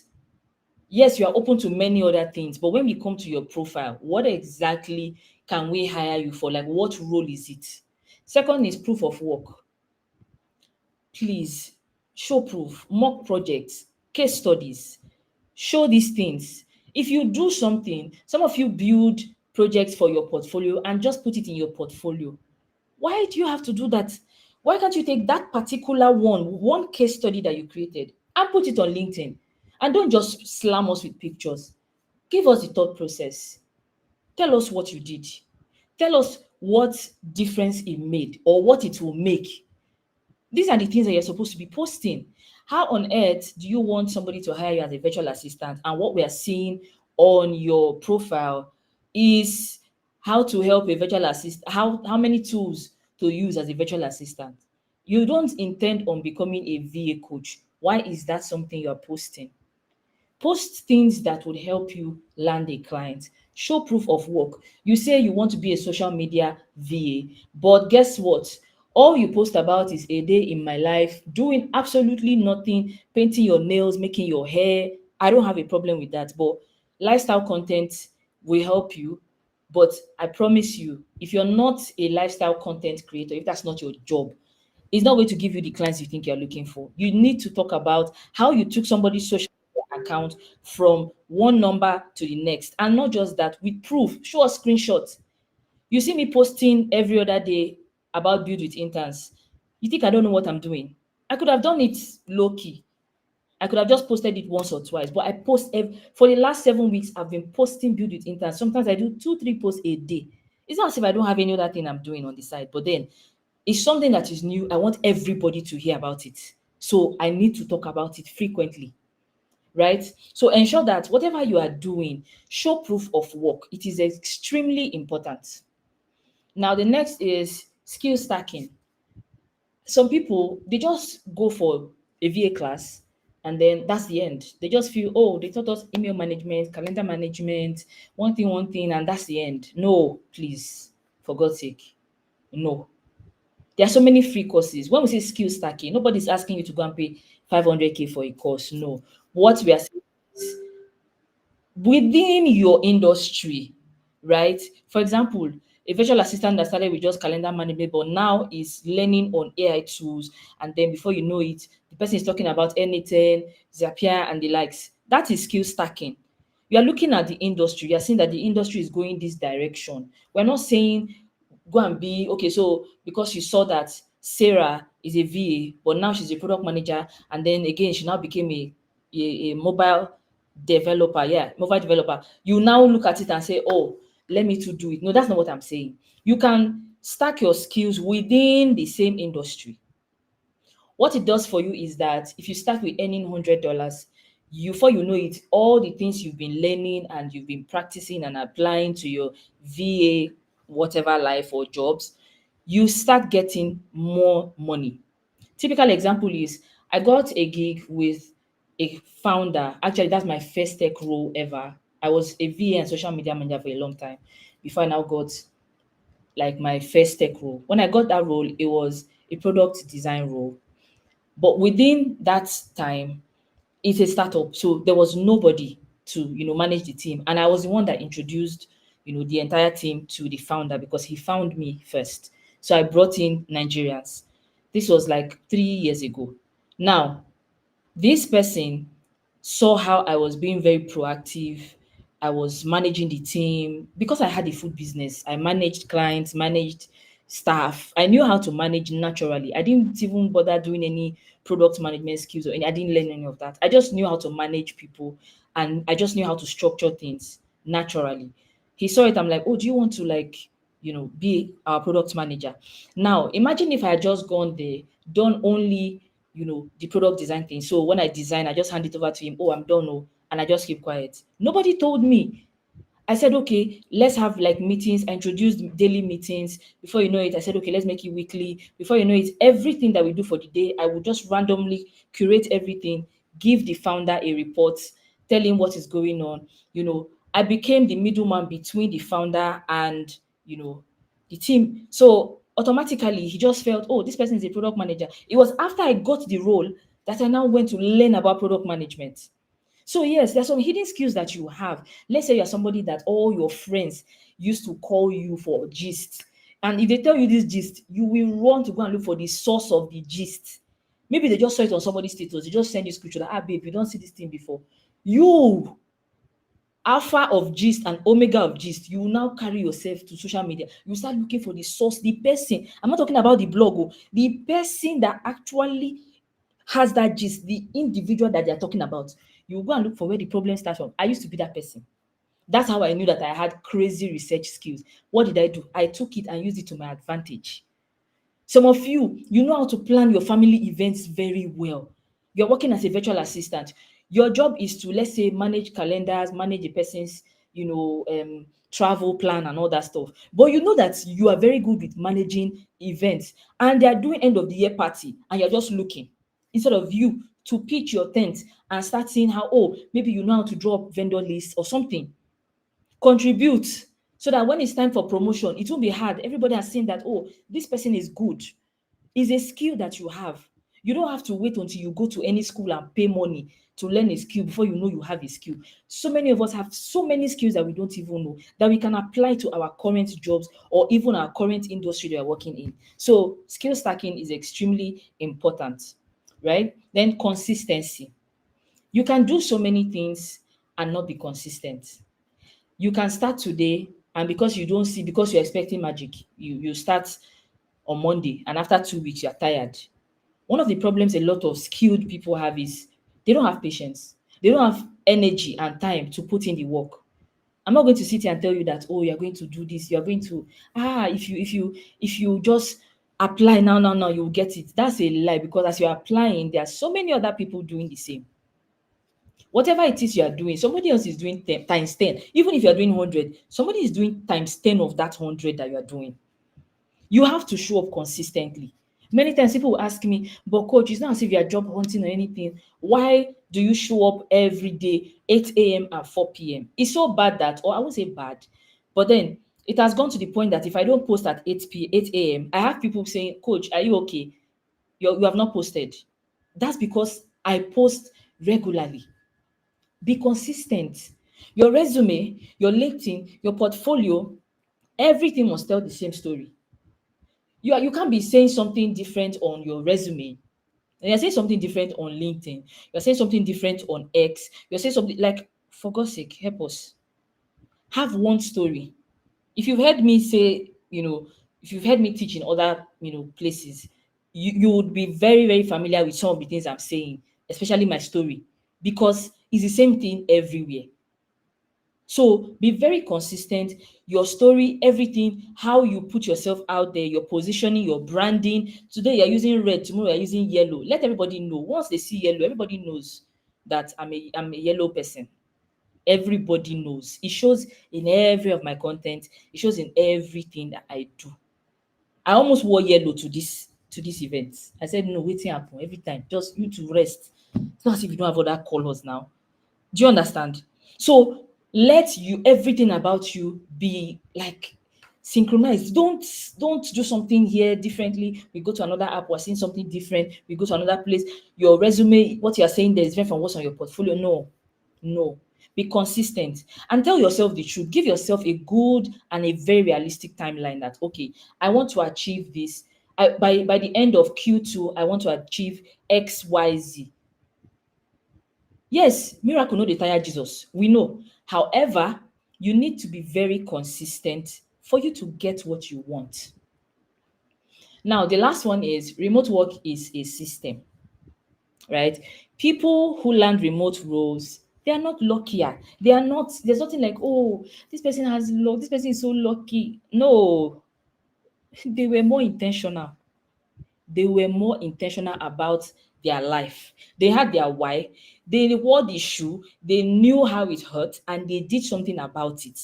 Maybe your reason is that you still have somebody that's paying rent for you, or maybe your reason is that you still have one uncle, auntie that is giving you small, small change. You've not felt the kind of pain that will make you sit down and say, you know what, I'm locking in. I promise you, if you don't have any option in this life, even if you are getting rejection mail, you will keep going. You have option. Even if the option is not what you desire, there's an option somewhere. There's an option. There's somebody that will give you money. I got to the point in my life where no, there was nothing. It was going to be so embarrassing because I've already been insulted. First child, no money, no nothing. I said, bam, bam, bam. I can't beg. I've tried. I've begged. Like, if you see me, if I look so nice in real life, you will not know that I was dying inside. So nobody would believe me if I even asked them for money. You need to feel the pain. You need to be angry. See, if you're not angry about your situation, you will not do anything about it. You keep trying there, try today, don't try tomorrow, try this week, wait for 2 weeks, rest for 3 months, try again. When you hear that your friend has gotten a job of $10K, you say, let me do my own. You will now start, give it your all for 1 month. Then before you know, you're out again. You are not angry about your situation. When you are tired, you are angry, you are frustrated, you will channel everything and ensure that you put in your best. So no, remote work is not getting a job, whether on-site, remote, is not luck. You have to be intentional. Remote work, consistency, all these things will only reward people that have created system. Now, what are these systems? There are 3 systems: opportunity mapping, application strategy, then visibility and credibility. Now, let's talk about opportunity mapping. Now, a situation where you don't know what you want. You just they apply anywhere belle face na front. You see that they are saying they want email management today, you go here. They want this, you go here. You see product design, you apply here. You're just everywhere. Because tell me why we put out application for video editor and somebody that has no business with editing is submitting application. We put up jobs opening for operations, DevOps is sending portfolio for operations role. And I'm like, are you actually serious? You need to know the role you want. Know the industry that you are targeting. Inside of this VA, there are so many industries. Do you want to work with doctors alone? Do you want to work with career coaches? What do you want? And then focus on remote first companies. I want to work remotely. I want to work remotely. You are reaching out to people that are not, remote workers. You are reaching out to people that don't have any remote working system. Then application strategy. Strong applicants, they tailor their resumes, follow instructions, attach proof of work. I've spoken about that. They communicate clearly and they follow up professionally. Weak applicants, oh God, applications everywhere, every corner, anywhere you see job, you just they apply. And guess what? With the same resume, just one resume, all over the place. That's what you do. You use the same resume everywhere. You don't read. You don't follow instructions. The job will say, send a 1-minute video. You will say, no, dear, I will not. What can you do? Who are you? Who born you be you? Do you know who I am? In the bosque of applications. And you will not do it. You do your mind. Then you come and cry later. Then you disappear after interview, OT you've gone. You're supposed to send a follow-up email. You're supposed to reach out to the recruiter if you can. Like, remind, I'm here, oh. I'm here, oh. You're supposed to do that. System number 3, visibility and credibility. Your online presence matters a lot. How you put yourself out there matters a lot. Let's say you have like really good skills and everything, and then guess what? You are the kind of person that is always catching crews, not even good crews. Oh, you are always chasing clouds. They always find you in the dirty section of social media. Your social media activity does not include you showing your proof of work or talking about your skills. It includes you abusing people, talking down on people, saying all manner of things to people. That's a problem, right? Also, how you communicate, what you share, how you show that you're learning or you are growing. It is extremely important because people only hire who they recognize and trust. How do people trust you? By showing up consistently and showing all the things that you're doing. Now, I hear people say, oh, there's remote work is not for Nigerians. Oh, there's no remote work. It's a lie. There's work. At least I've been hiring for a while. As at yesterday, we were calling so many VAs. Finally, we got one. And guess what? We did all the orientation, everything. Today, till this minute when me and you they talk, she has not signed. She has not signed the offer that we sent to her. Meanwhile, we told her to sign it immediately she receives it. As I'm talking to you, she has not signed it till now. And we're already closed. So we've closed out everything and she has lost the opportunity. So you see, there's work. But people think that, oh, remote work is closed or is for certain people. No. What is closed or what the problem is that your positioning is not strong. It's vague. Your communication is weak. And you're doing random applications everywhere when you're supposed to sit down and say, you know what, this is what I want to do. This is the kind of companies I want to work for. Find these companies and start reaching out. Tailor everything. Do research. Right? If you have clear, visible and strategic ways of putting yourself out there, then there's work. I'm not saying if tomorrow you start posting strategically now, you will see work on Monday. No. You still have to. That's the consistency we're talking about. You have to do it consistently. Give yourself at least 6 months to achieve it. Now, key takeaways from this. Clarity creates confidence. Confidence attracts opportunities. When you are confident about your skills, it will attract people to you. How do people know you are confident? It's because you are clear on what you are doing. You know what you are doing. You are showing proof of work. When people say, "Oh, I'm not confident in what I do," you are not confident because you don't know what you are doing. You've just learned from different school and gotten different certifications. You've not actually sat down to implement.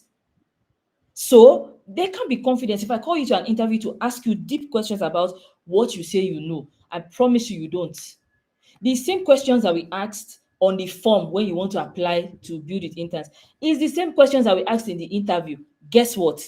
We did that because we know that people will use ChatGPT to answer a lot of questions on the form. So we're looking at their file and asking them the question to see the answer.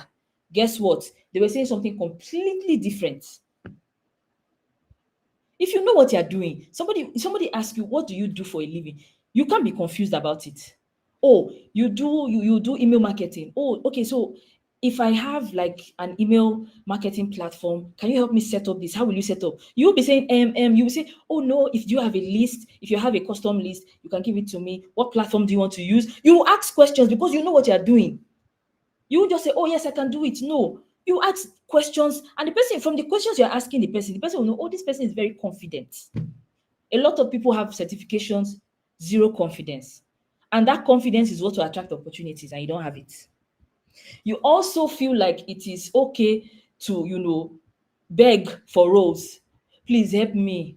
Na die I dey. Help me. Nobody has time for that. Nobody has time. Show proof, and people will be flocking. You only need one job. I've told my students this, and it has worked in their life many times. You just need one job first. Do that job with all your might. I promise you, you will get referrals, you'll get more jobs, you'll be tired. At some point, I was managing 35 people. Social media, when I had my social media agency, I was managing 35 people. I hired more people. I was tired of work because each person brought like 3, 4 people. Oh, I saw your social media, it's so nice. So how did you have time to do all that? Oh, it's not me, it's Alice. Do you understand? You stop begging for roles. Show proof, show up, and people will give you what you want. Experience open doors. If you are showing up and you've not shown us what you can do, there's problem. Experience does not mean you have to go and work in somebody's office first.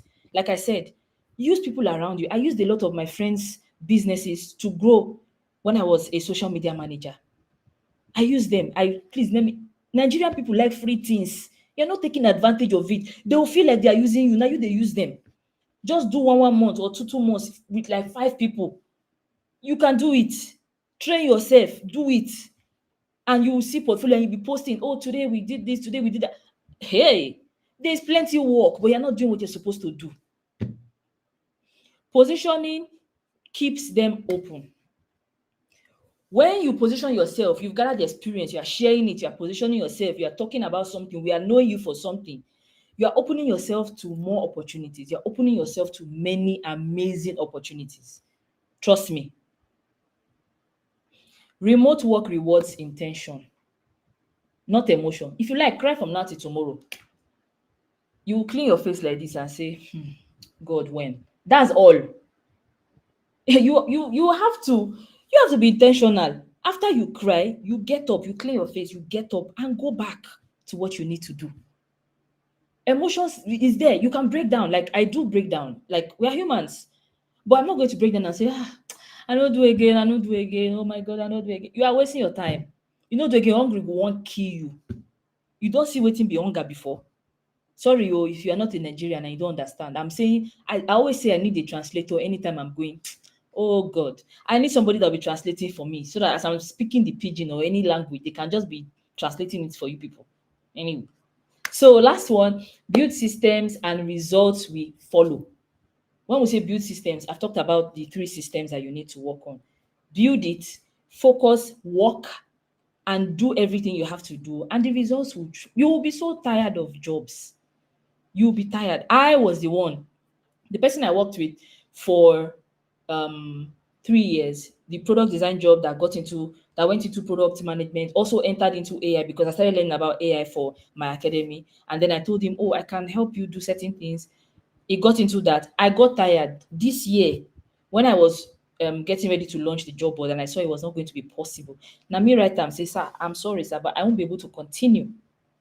Till tomorrow, we still talk. He's still angry about it. And I told him, I said, don't worry. You can always reach out to me for like high end jobs. But all this one where you they give me, I not do again. Eh. Do you understand? Jobs will come. You'll be so tired. Only that man, I got a lot of referrals. Please just do what you need to do. Build a system, be consistent, and every other thing would work out. Thank you very much. I'm done. Wow. Thank you so much, ma.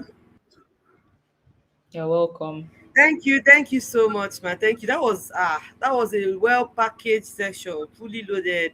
Thank you so much, ma. I appreciate you again. Please, I'm going to take two questions, just two That's questions. Then have more questions. You can drop them. Thank you. Anybody that has more questions, please drop them in the feedback form, okay?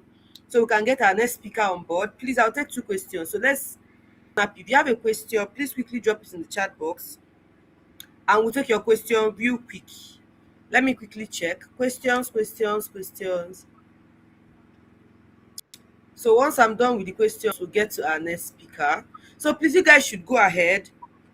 Follow Queen Alice across every social media platform. On LinkedIn, Alice Awobite Joshua. On X, the same thing. Please go ahead. And for all of you who are starting to understand how to navigate around remote work, she runs an academy.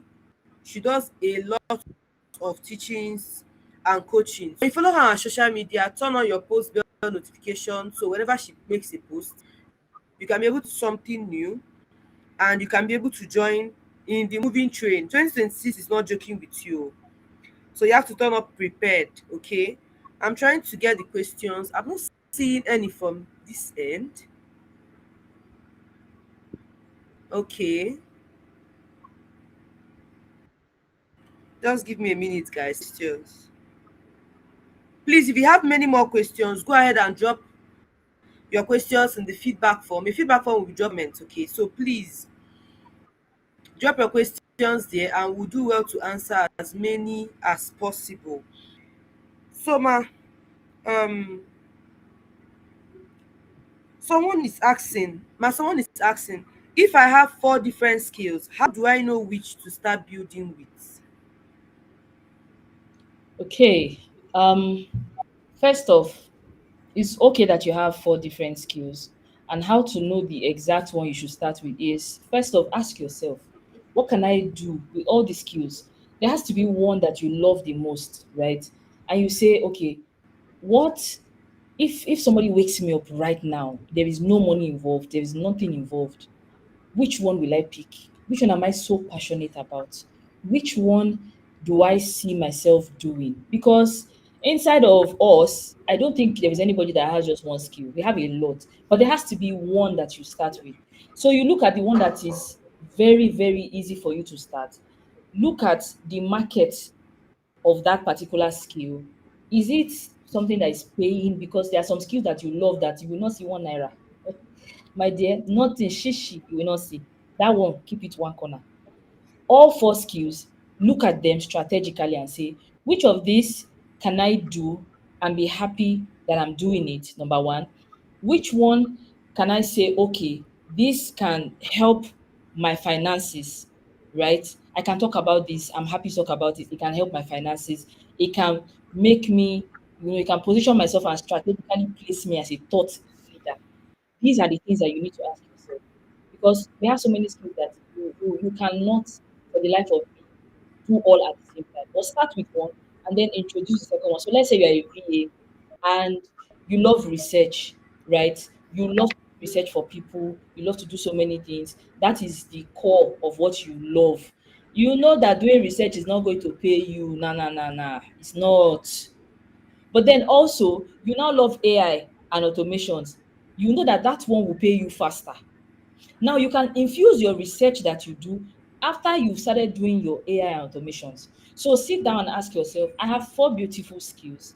And in these skills, I need to figure out the one that will pay me, that will take poverty first away from my life, because that is the problem all of us are facing in this country, first off. So something that will take away poverty and then also impact whoever I am working with, right? then you can now start introducing the other skills that you have. Thank you. Thank you so much, Ma. So, Ma, Queen Alice has some projects coming up in 2026. So I'll just let her speak about it and we'll wrap up with that for this session. Thank you, Mama. Please, over to you. Okay, thank you so much.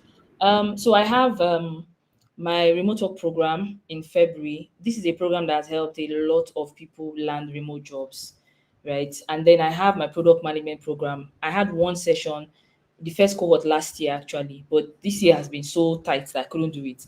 And as I speak to you, people have already paid for it because it will help you and take you from being a novice, to actually building products. And then we also have like an internship, 8 weeks, where we can help you. You work with developers, designers, and you actually build a live product. So there is remote work program and there is the product management program. Now, the prices for these programs are 80,000 for remote work, and then there is 200,000 for product management. Product management is 12 weeks, 12 long weeks will take you from being a novice to someone that can actually work in a company as an entry level product manager. For the remote work program, you will not be needing to pay anybody to do your resume, cover letter, and all that stuff.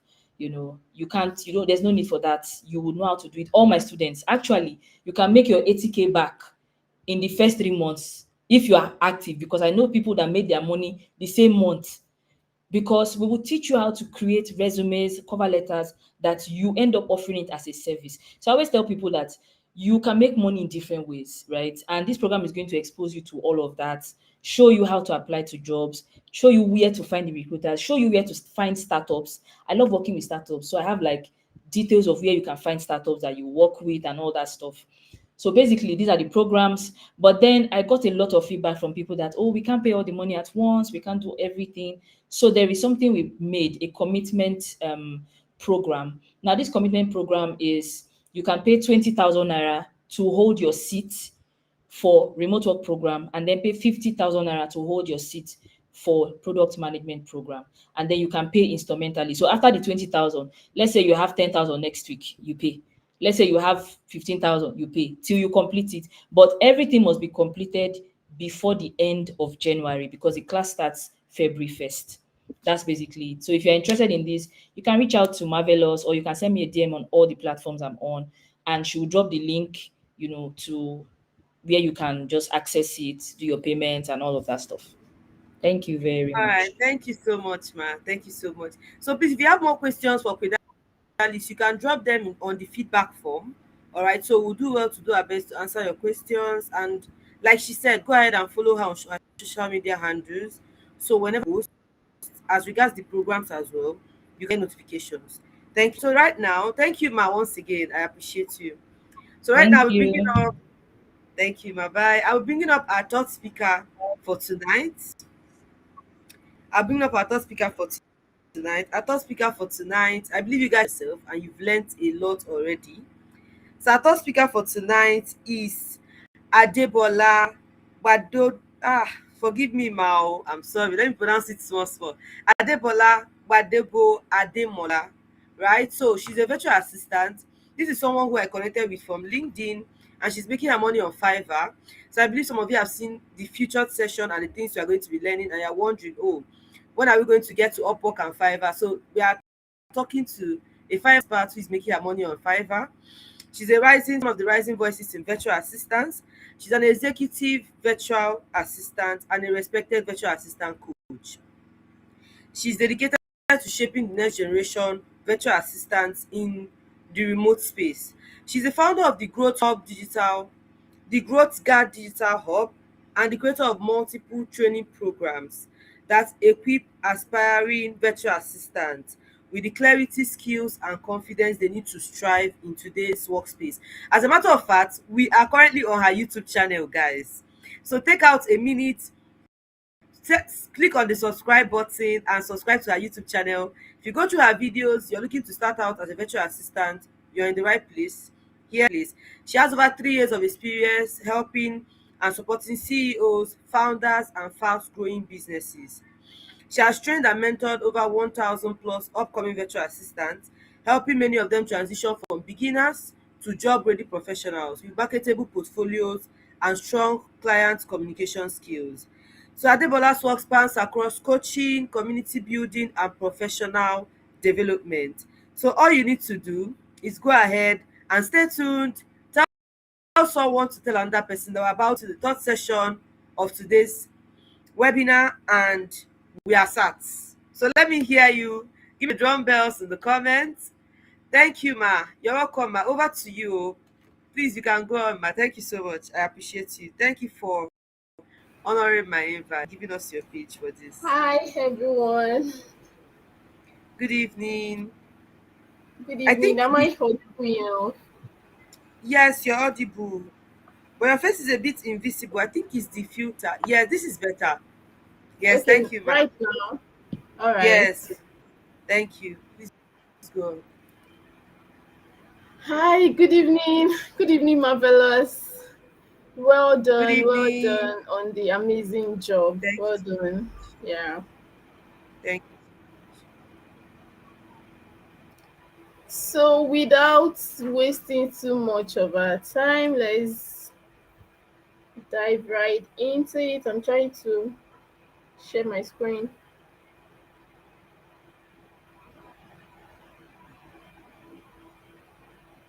Okay. If you can see my screen, can I, get reactions? Let me know that. All right. you, ma. We can see your screen. Okay.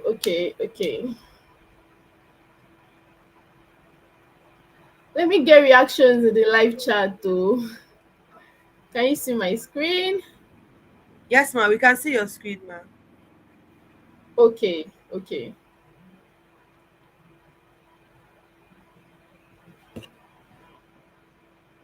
Good evening, everyone. So, my name is Adebola. I don't think I need to do any more introductions. Yeah, I'll just dive into Fiverr Mastery.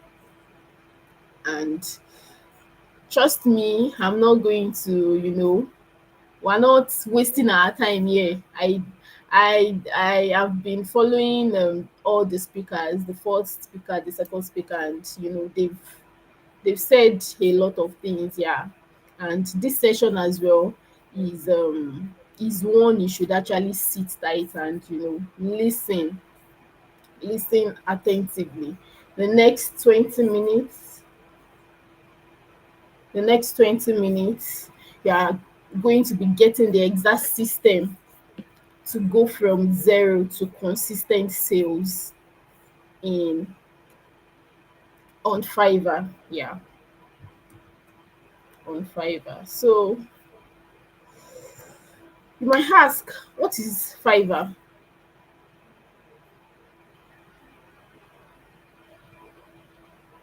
Okay,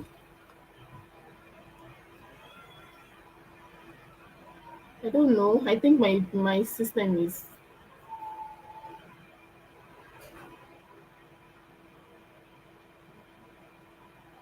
all right.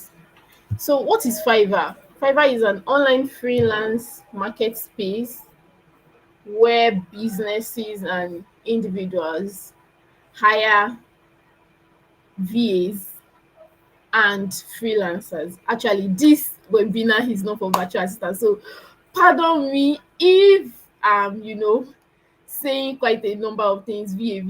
Please pardon me. I'll try as much as possible to actually use the word freelancers to complete specific tasks or services. In simple terms, it's just Fiverr is just like a marketplace where people and sell services buy and sell services. So maybe you are a graphic designer, maybe you are a virtual assistant, you are an automation specialist, you are, name it, any digital service whatsoever, you get to sell your services. You get to sell your services. So what makes Fiverr different? What makes Fiverr different? and I'll just, highlight it with 5 different things. Number one is keywords. Keywords. So unlike every other, freelancing platforms, keywords is how buyers find you on Fiverr. Keywords is how buyers find you on Fiverr. Without the right keywords, you are invisible. You are invisible. You are invisible. Yes. So number two is your title, and that is what makes buyers click on your gig instead of maybe 1,000 orders. Yeah. Number three is your image. This makes you stand out. It makes you stand out. Number four is your delivery. So they would, look out for maybe your reviews. Basically, they want to see that you have 5-star reviews. They want to see that you have 5-star reviews. Then the fifth one is consistency. Because actually when a buyer clicks on your profile, on your account on Fiverr, they get to see all of these things. They get to see your title, they get to see your image, they get to see how you've been delivering, previous projects you've worked on. You get. So those are the 5 pillars, 5 things. I call it, five pillars that makes you different on Fiverr. We'll still, get to talking about them one after the other. One after the other. But moving on, moving on, moving on. So you might ask, okay, how does Fiverr works? Like, I'm not even, conversant with this particular platform. How does it work? So number one is that a buyer searches for a service. So let's say somebody wants to hire a graphic designer for maybe a logo design or a flyer design or anything. So they search logo design. So as soon as they search that keyword, every freelancer offering that particular service pops up. It pops immediately. Immediately. So the first is that a buyer searches you. The second stage is that Fiverr's algorithm ranks.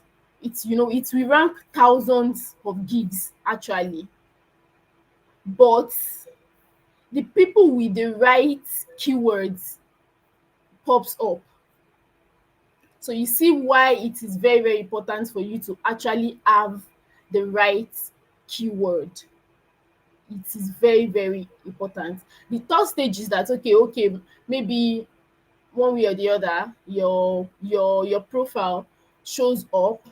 The the buyer then clicks on your profile, and what actually would prompt a buyer to click on your profile is if they've seen the 5 pillars that I mentioned earlier: your title, your image, your delivery.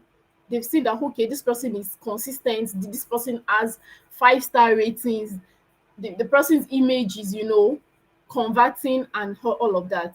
Then they go ahead to click. Then the stage 4 is that the buyer reads your description, looks at your portfolio, and decides to order, or maybe they don't.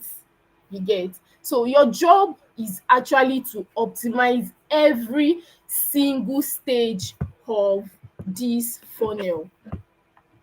You don't have any other job on Fiverr. Make sure your account is fully optimized. Unlike every other social media platforms or like freelancing platforms, Fiverr is very big on having it optimized. You have the right keywords. you have the right keywords. So now let's go to the algorithm. Let's go to the algorithm. So you might ask, what is Fiverr's algorithm like? What do they really care about? What does Fiverr really care about? The first is that your buyer is going to look at your relevance. Do your keywords match what the buyer is searching for? Does your keyword match what the buyer is searching for? The second is performance. How many people have clicked on your gig when they see it? All of these things, like there is no hiding place on Fiverr. As soon as a buyer, maybe search for a particular keywords and freelancers pop up, they see everything. So they are going to see if the keyword matches with what they are looking for. Number two, they see all your performance.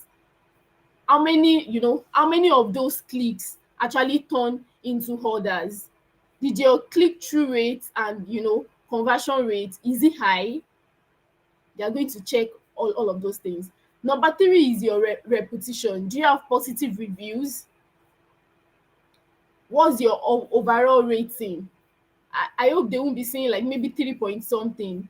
No. Yeah. And how many reviews do you have? Are you delivering on time? So they check your reputation. The fourth one is that they check the activity, like how fast do you respond to messages? Some people go offline. You call yourself a remote worker and you are offline. Oh, wrong. Oh. It's very, very wrong, actually. It's very, very wrong. Yeah. So Fiverr is very big on how fast you respond to messages from your buyer. Are you logging in regularly? Are you completing orders without cancellation? So these things matters. You can't control the algorithm directly, because at the end of the day, all your activities, like all the activities on your profile, is being seen. So you can't control it.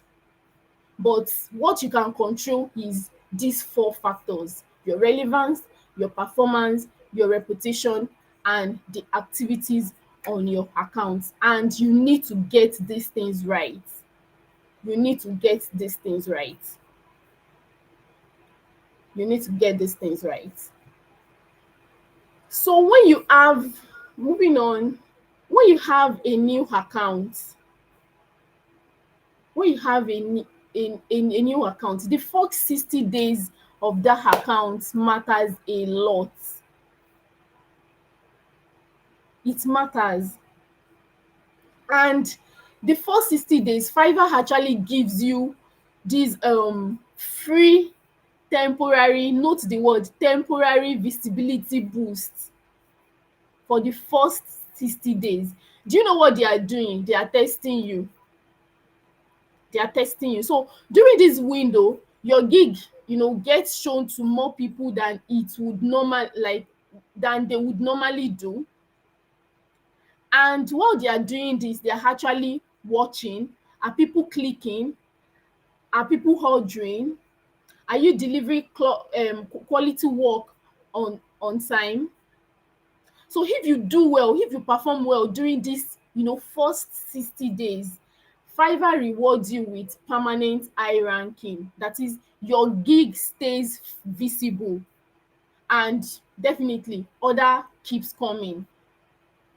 You get. But if that first 60 days the performance is not so high, maybe you have low clicks, no orders, or maybe you eventually land a buyer, and the buyer gives you a bad review, or one way or the other, an order was cancelled, trust me, that page is like that page is like gone. Yeah, because you know the way the algorithm of you, all of us, we are conversant with how Instagram works as well. The algorithm just shows you somewhere like your gigs are not visible any longer. Your gigs are not visible any longer. So this is why getting everything right from day one is very, very, very important. It's very, very important. You don't get a second chance to make a first impression with the algorithm. Yeah. Please, if you are with me, let me get reactions. When I'm actually teaching, I love to see that people are with me. Please, let me get reactions. Or like as I'm teaching, can I just be getting what the things that you are picking from the whole class? Please let me let me receive the reactions. Thank you. Thank you. So moving on, we've spoken about algorithms. So right now we'll be talking about keywords. Without the right keywords, you are not visible, you are invisible, you are totally invisible. So it doesn't matter how good your service is, if buyers can't find you, you don't exist. You don't exist. So keywords are the bridge between what buyers are searching for and your gig showing up in the results. All you need is just the right keywords. All you need is the right keywords. Excuse me. All you need is the right keywords. So let's try as much as possible to get this right and not get it wrong. I would have really loved this class to, like, we should have, luxury of time. After the whole presentation, would have done something practical, but time is not on our side. Yeah. So it's very important to get it right with keywords, and everything else will, like, fall in place. Everything else will fall in place. So I have three steps, like three methods to, keyword research. Three steps. Number one is autocomplete. So the way you, like, go to, like, the search bar of any website or anything. So when you go to Fiverr search bar and you start typing maybe a particular um service, I'll still say logo design. As soon as you are typing that logo design, you will see that Fiverr will start suggesting different Fiverr will start suggesting different services to you. So you see those suggestions, they are the actual searches that real buyers are typing every single day. So that's your clue to do what? To write them down, because it's going to be useful for you um when you're creating your title. Please stay with me. Stay with me. I would go over this again. The first step is the autocomplete method, and that is basically you searching for a particular service. So let's say you are a virtual assistant. Just go to Fiverr search bar and put virtual assistant. Trust me, you start seeing, in fact, even if you don't write virtual assistant like in full, you just put VA, you start seeing a lot of suggestions. You see those suggestions, those are what buyers are searching for, real buyers are searching for. So you should take note of them. You should take note of them. So that's number one. Number two is competitor analysis. So when you search for your service, when you search for your service, you open the top 10 sellers. Like as soon as you search for um for any service or whatsoever, graphic designer, automation specialist, maybe Zapier specialist or something, you are going to Fiverr is going to suggest quite a number of freelancers to you. You That's your clue to like take a look at their titles, especially those ones that you see maybe top rated. Maybe you see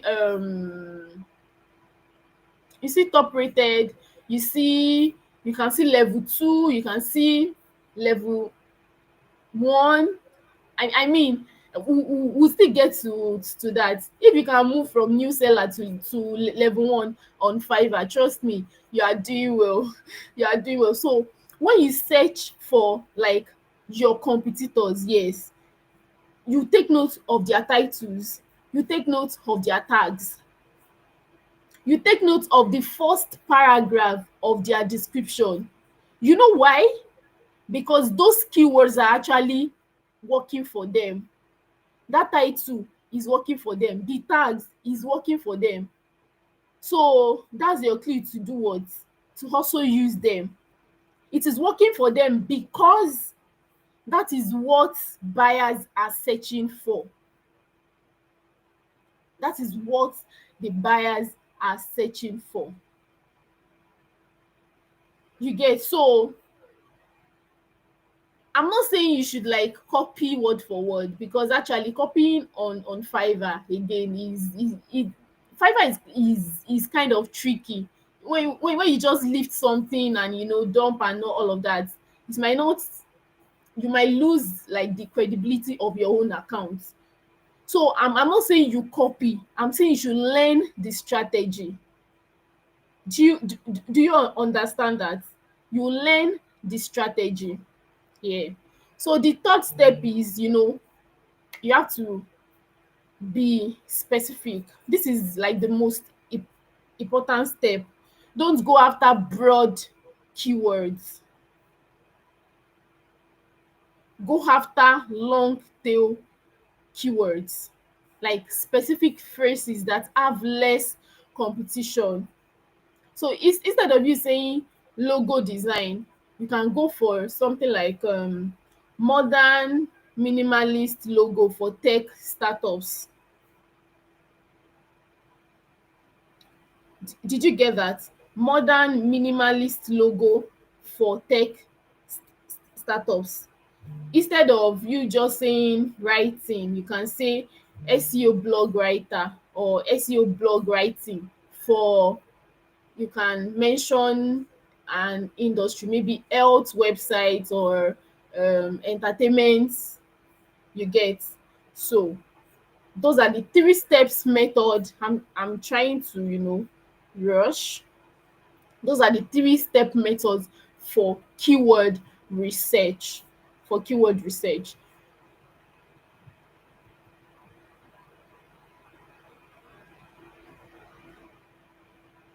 Okay, so someone is asking question. I guess we'll just take that after.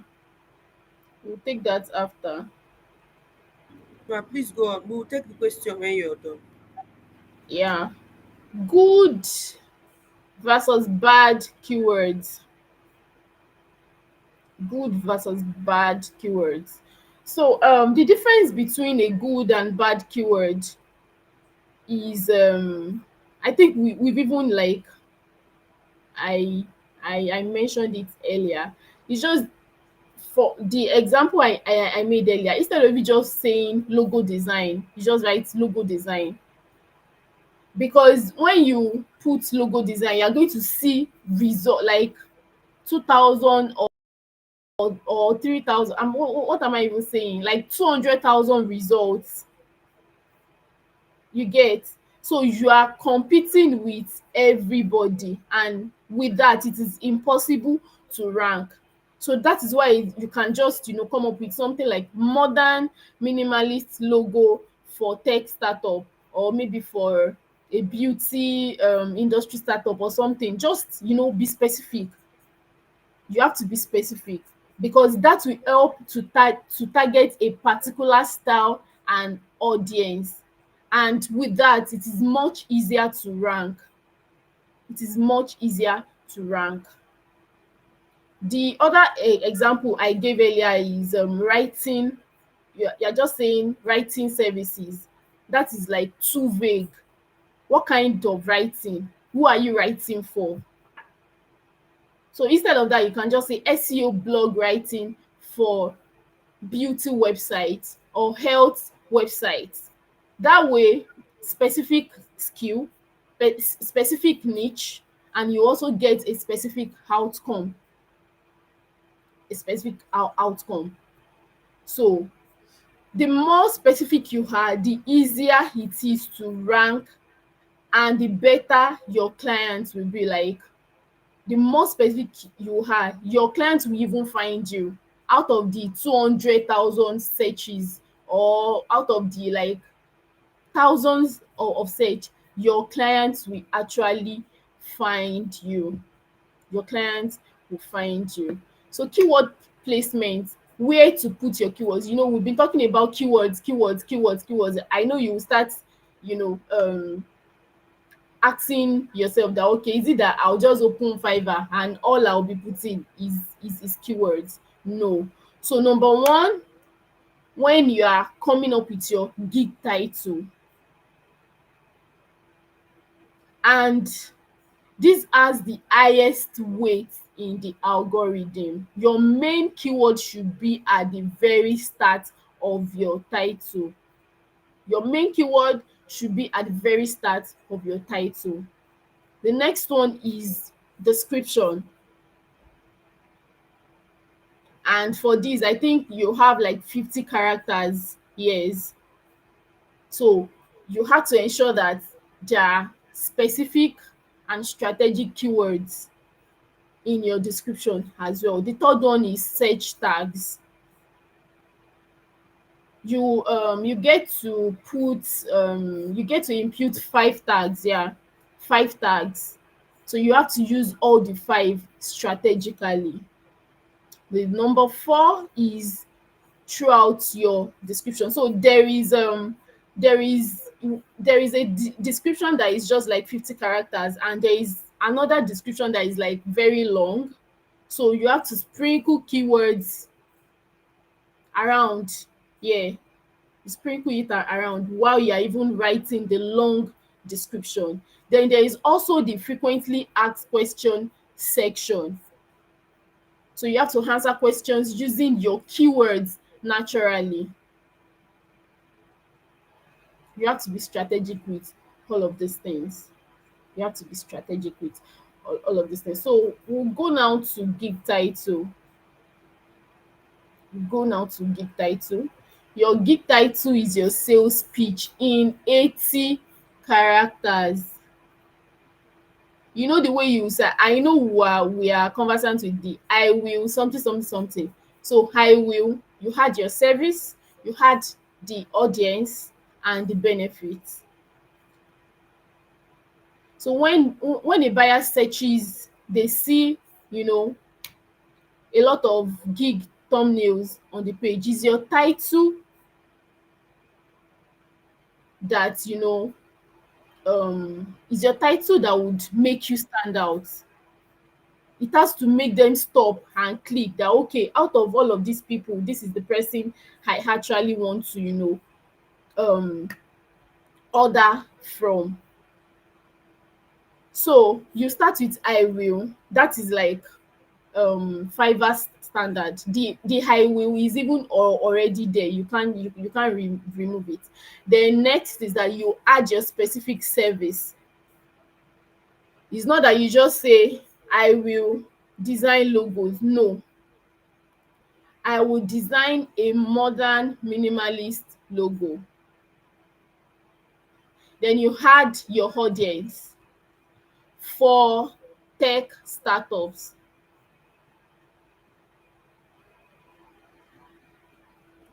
Are you all with me? Yes, ma'am. We are with you. All right.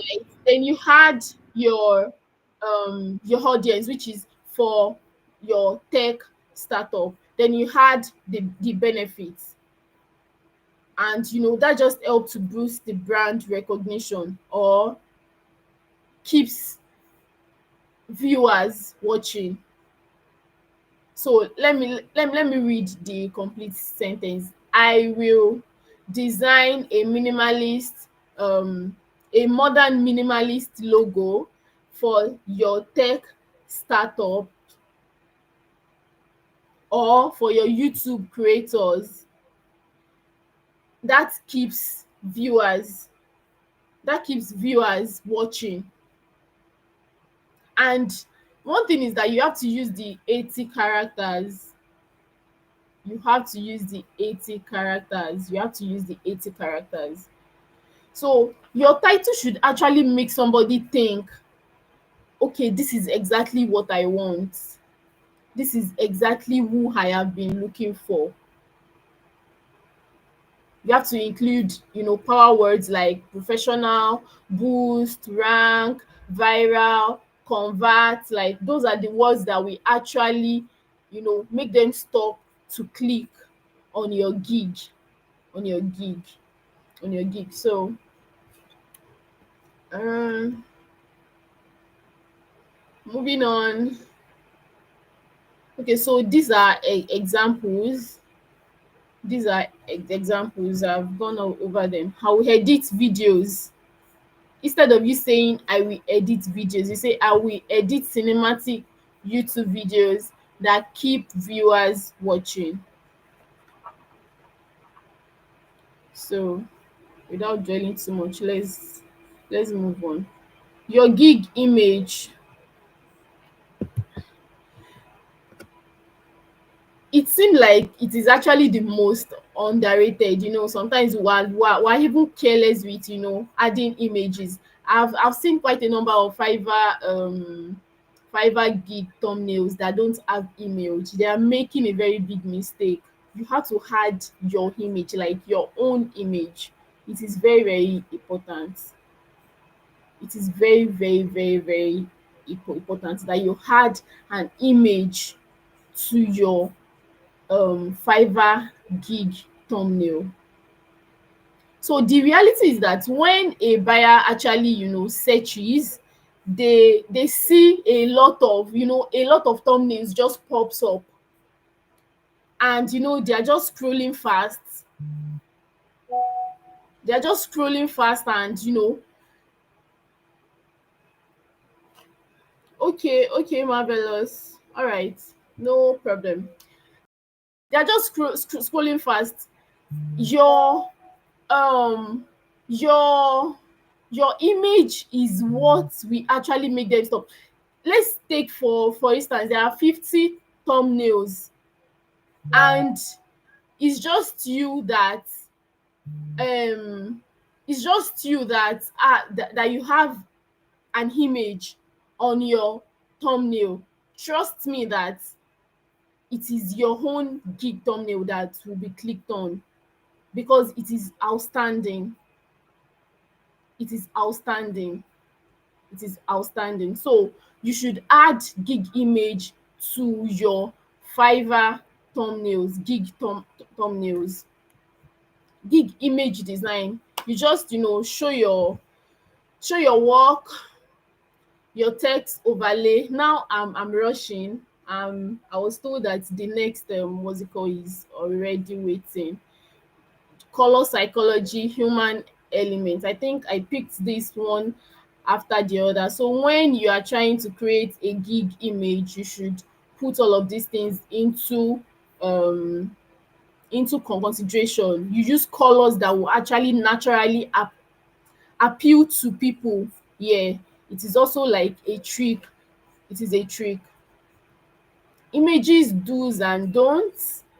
You have to have a professional, clear, visual image because it's going to enhance credibility. Your don't is that you should not use cluttered visual or confused images. It's going to just repel your buyers. It's going to repel your buyers. Design tools, you can use Canva, you can use Photopedia, you can use Remove BG. Yeah. Description. Okay, so you have your hook. Now I'm rushing.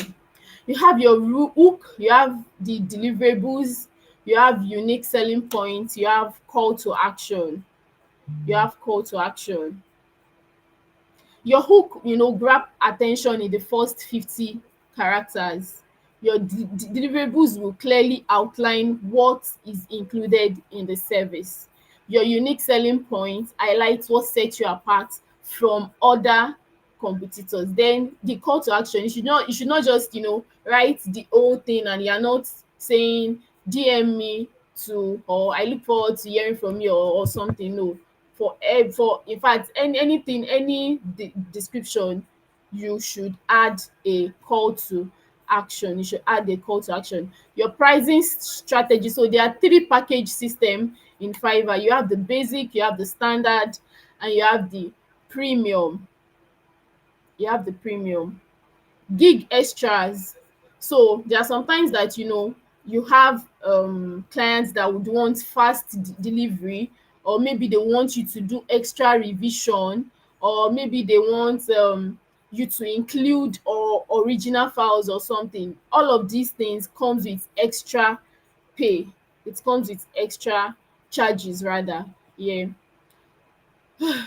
So getting your first order, we are assuming now that you have set up your account. So ways that you can get your first order is maybe you do a launch discount, something like that, something of that such. You also include it in your gig thumbnail. Then when a buyer um messages you, ensure that you actually respond quickly. And you can also take the link of your Fiverr gig to other social media platforms for promotion. for pro- Promotion. So delivery excellence, I think I'll just send these slides to you guys. Fiverr seller, these are like the levels. There is level 1, there is level 2, and there is level 3. And these are like the criteria: success score, rating, response rate, orders, unique clients, and your earnings. These are metrics that that matters. What you should track weekly. You should track your impression, your click, your orders, conversion rates, response rates, and your completion rate. These are common mistakes you should avoid on Fiverr. And before you launch, you should check this list. So thank you. Though I was rushing, Thank you so much, thank you for ma. having me. Thank you so much. That was I sincerely apologize. of Our time is fast spent, but thank you so much for the all section. right. At least let me go and dust my Fiverr out and get active again. Thank you much. So please, do you have You questions? Can we take one question and we'll continue to the next speaker? So is going to be teaching on how to use Upwork to scale as a freelancer. I've seen a lot of you asking questions. Yes, the slide will be sent to you. Before I continue, please, I want you guys to register. If you are on the live and you've not registered, maybe you just got the link and you joined in to listen, please still go ahead to register. The form link will be dropped in the comment section. Register, because on the registration link, you have the WhatsApp group link for this freelancers webinar. On that WhatsApp group link, we are going to be sharing the free materials for you, the slides, everything from our speakers. The materials will be dropped in the WhatsApp group. So it's still very important that you register, even if you are here already. Okay? Please go ahead and still register. Your registration is very, very needed for you to join the WhatsApp group. All right. So if you are here and you want to join the global community, the global community is a community I run. We have about 120 plus virtual assistants and social media managers. In the community, we learn a lot. We always host sessions like tonight's own, okay? So if you want to join us, the link to join the group is on the form registration link as well. Are we together? So please go ahead, click on the link and register so you can get access to all of If you want to learn how to craft a portfolio that will help you stand out as an answer, the link for the portfolio class is on the form link as well. So please go ahead, register for the webinar. The link will be on the chat, on the comments. Register so you can get access to the WhatsApp group, to the community link, and to the free materials. We have a certificate created for everyone who attended, and this certificate will be sent to you via email. But then we are going to be able to send this if you are registered. So if you're not registered, it's going to be hard for us to send the mail to you. Why? The certificates are automated. So once you register from the form link, you get a response to your email via the whole automation workflow process. So please register and be able to get all of these free materials and your certificates awarded to you. All right. So in no time, I'm going to be introducing my next speaker in a minute. Please, Adebola, please, can you help me take at least a question from the chat box? I really can't see them. I can't get so much of them. If you can take just one question, we'll continue. So someone is saying, oh, how can a beginner get? I'm seeing questions. We'll get to Upwork. All right. So Upwork is the next session. Tell your friend to tell another freelancer or anyone starting out to come and learn how to use Upwork. So as somebody talked about having 5-star reviews, for someone who doesn't have this and is new on Fiverr, is it possible to sell your service? Please, let's take that Okay. question. I would want on the feedback form. Thank you very much. Yes, it is very possible for you to sell your services. That is why we spoke about, your keywords, the algorithm, your title, your gig image, the thumbnails. That is why we spoke about it. When you have the right keywords on Fiverr, you are going to get a buyer. Irrespective, there is somebody that would want to take a chance on you. Yeah. So yes, it is very, very possible. All right. Thank you so much, ma. Thank you so much, ma. We truly appreciate you. So we are going to get the slides and we are going to send them across to you. So tonight we are about wrapping up in a few minutes and we have our last speaker on ground. Drop bells. I can't see you guys in the chat, in the comments. I'm so excited. Deborah is one person that I love so much. I met Deborah on X. Since then, it's been from one thing to the other. I told her that 2026, I'm going to hold her by the neck to give me $1 million offers. All right, so you may be wondering who is our last speaker and what is she going to be talking on. So our last speaker is Deborah Olatunji. She's a website designer, e-learning developer, and freelancing coach who helps businesses and individuals to build profitable digital platforms. She designs high converting websites, seamless online course systems, learning experiences that support long-term growth. Deborah works with coaches, educators, and business to transform their ideas into functional income generating platforms. So if you're here, maybe you want to learn how to create a website, you want to understand how to develop courses, you want to know more about freelancing and how to Upwork, Deborah is a top rated Upwork freelancer. All right. And as a top rated freelancer on Upwork, she teaches these exact strategies, the exact strategies that work for her. She teaches them in her Upwork, empowering freelancers to build sustainable global careers. Deborah is passionate about growth, and that's the reason why she agreed and honored my invite to be here. She helps different professionals build and develop their skills. So, with a clapping ovation, I want you guys to join me as I welcome my last speaker for tonight. She'll be taking us on Upwork Mastery, giving us tips that will help us for Upwork. So please, if you have not registered, do well to register so you can get access to everything we've mentioned. On the form registration link, we have a lot of feedbacks there. Secondly, we have a feedback form that you have to fill to be able to get your certificate. It's going to be on the comments. Please fill the form. On that form, you get the WhatsApp group link. You will get the link to join my community, get access to free materials, and you will get your certificate for participation as well. So please, Deba, over to you. Thank you so much for honoring my invite. It means a lot to me. I appreciate you, ma. Can you hear me? Hi, Deborah. Can you hear me? me? Are you with me?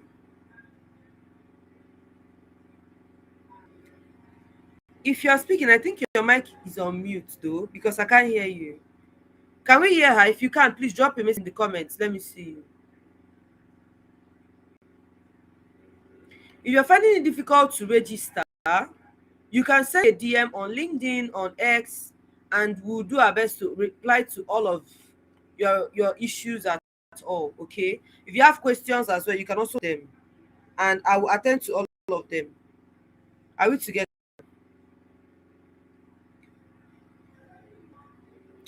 All right. Please, if you can hear Deborah, let me know in the comment section. Can we hear her?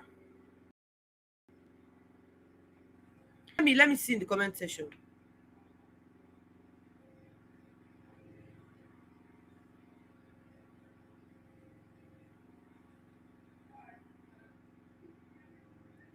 All right, I think let's give her a minute. All right. Deborah is going to join in again. Let's give her a minute. I think it's the network glitches and all. Okay, so far, I've seen a lot of people ask questions on virtual assistants. People have said, "Oh, as a newbie virtual assistant, how do I get started? What do I do?" And I'll just take some questions while we wait for Deborah to come right back. Okay. So now, some people are asking questions on virtual assistants. So I want people to understand something. For freelancing as a whole, freelancing is not a get rich quick scheme. No, you don't join freelancing today and make money tomorrow. And one thing you need to understand that as a freelancer, you cannot depend on just one client. And that's the reason why on the webinar we've talked about how to show up on social media, on LinkedIn, on X. At the same time, we also told you on how to use Fiverr to get opportunities. And now we want to look at work. So when it comes to freelancing, you have to understand that you have to position yourself all round. You cannot stay on one platform and expect clients to come knocking at your doorstep. Are we together? And at the same time, when it comes to your online presence, it is very, very important. It is paramount because building in public is very important. Now, someone may ask me, why is it important? A lot of clients do well to always check out your online presence. When people who make a lot of rash posts online, like our first speaker, Queen Harriet said, okay, Deborah is here. Like our first speaker Can you hear said, me? it's very important for you to build in public. Yes, Deborah, I can hear you. Glory to Yes, God. please go on. Thank you so Okay, much. sorry for that. My laptop just kind of hung up. I don't know what happened. All right, so thank you so much for inviting me. Good evening, good afternoon, good morning, everyone. So I won't actually be into marvelous has done that. I'll just go straight because I have a lot to share and I have a limited time. So the Queen Arit and Queen Alice, yeah, both of them, they actually did justice to talking about freelancing, remote work, and all of that. And this evening, I'll be talking about how you can actually use all of these things to position yourself on Upwork. And the last speaker talked about Fiverr. So I kind of started as a freelancer on Fiverr for many years. I used Fiverr for up to 5 years before moving to Upwork. And one of the reasons that I went on Upwork is because I lost my account. Yeah. I lost my account to Upwork, and I just had when you are done with school and you're like, I want to move to a new city, and you got to the location, you had a client that was paying you $800 before, and all of a sudden you lost access to that client because you lost your account. That was what happened to me then, and I moved to Upwork. Now, the first thing I would like to say here to everybody is that Upwork is not the only freelancing platform we have, and it's not the only freelancing platform you can use to make money. So don't just think that because Deborah is the one teaching me Upwork tonight, I will automatically make the money. Queen Harriet said something that we can't give you the roadmap on how you get to make all of this money. We'll teach you what you need to do, but we can't give you the clear thing that do this and you start making the money. You need to actually do these things yourself. There are some things that you need to learn. Nobody will actually teach you that. You are the one to teach yourself. You are the one to learn all of these things. You make mistakes and all of that. So let me just go straight into what I actually prepared for us.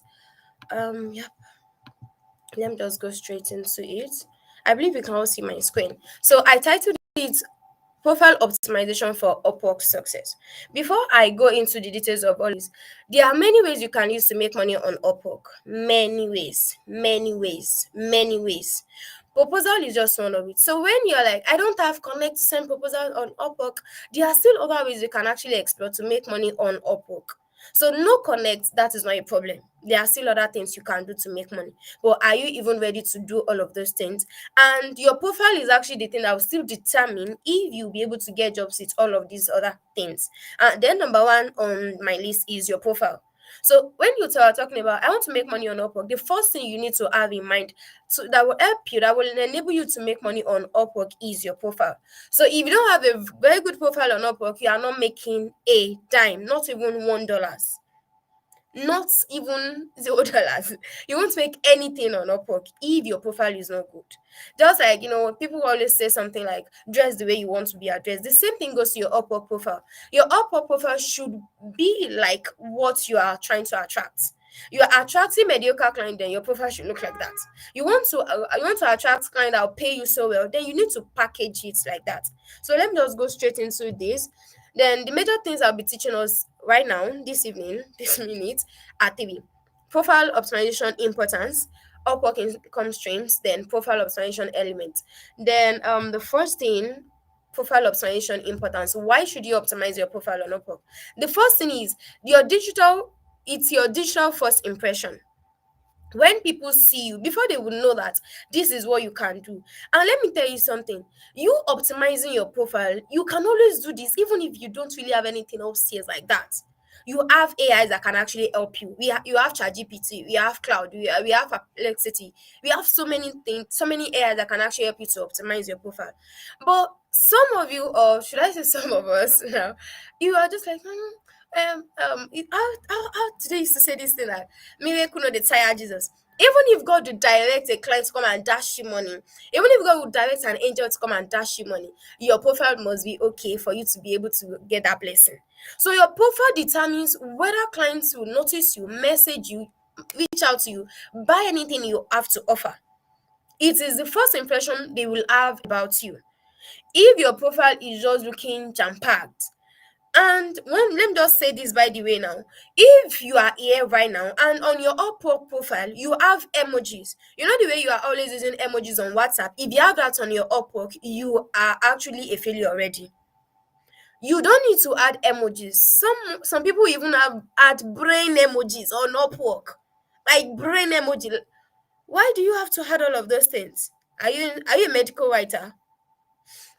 That is the first thing. Then second thing is your profile will attract direct messages, invitations, and serious friends that are interested in you. There's a time you get to an Upwork after you've optimized your profile very well that you won't even need to send job proposals. Like from January till now, all the proposals I have sent on Upwork, I think they are 25. January till now, and this is December already.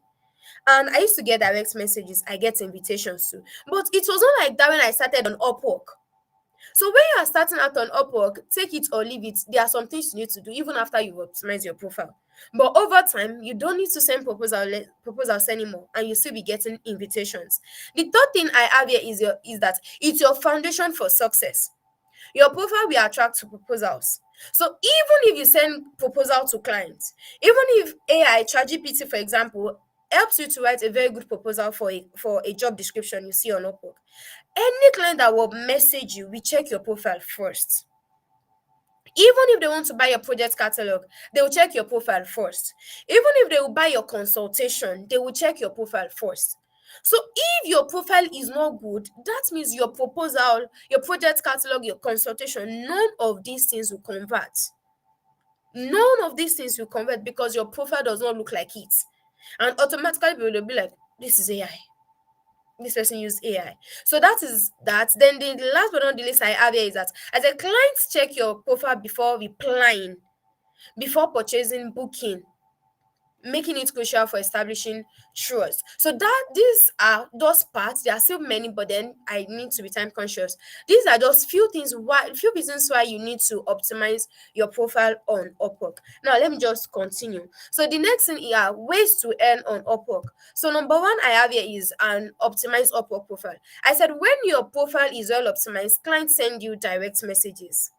Just like, I don't know, maybe they still call it that way on Fiverr, direct contacting, them. So the same thing on Upwork, you just see this person sent you a direct message. It is because you have an optimized Upwork profile. So you start getting invitations too. If you should optimize your profile very well, and I am not saying if you optimize your profile today that you start getting messages today. I am not saying that. You need to give it time too. But after a while that you've optimized your profile very well, you start getting invitations.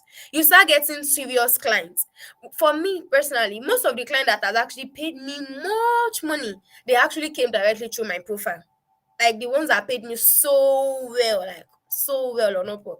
So that is the first thing, an optimized Upwork profile. The second thing is proposal.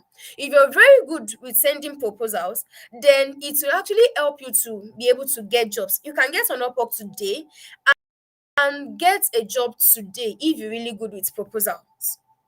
But imagine that you don't know how to send proposal. You don't have a good profile. You don't even know how to create project catalog. Then what are you doing on Upwork?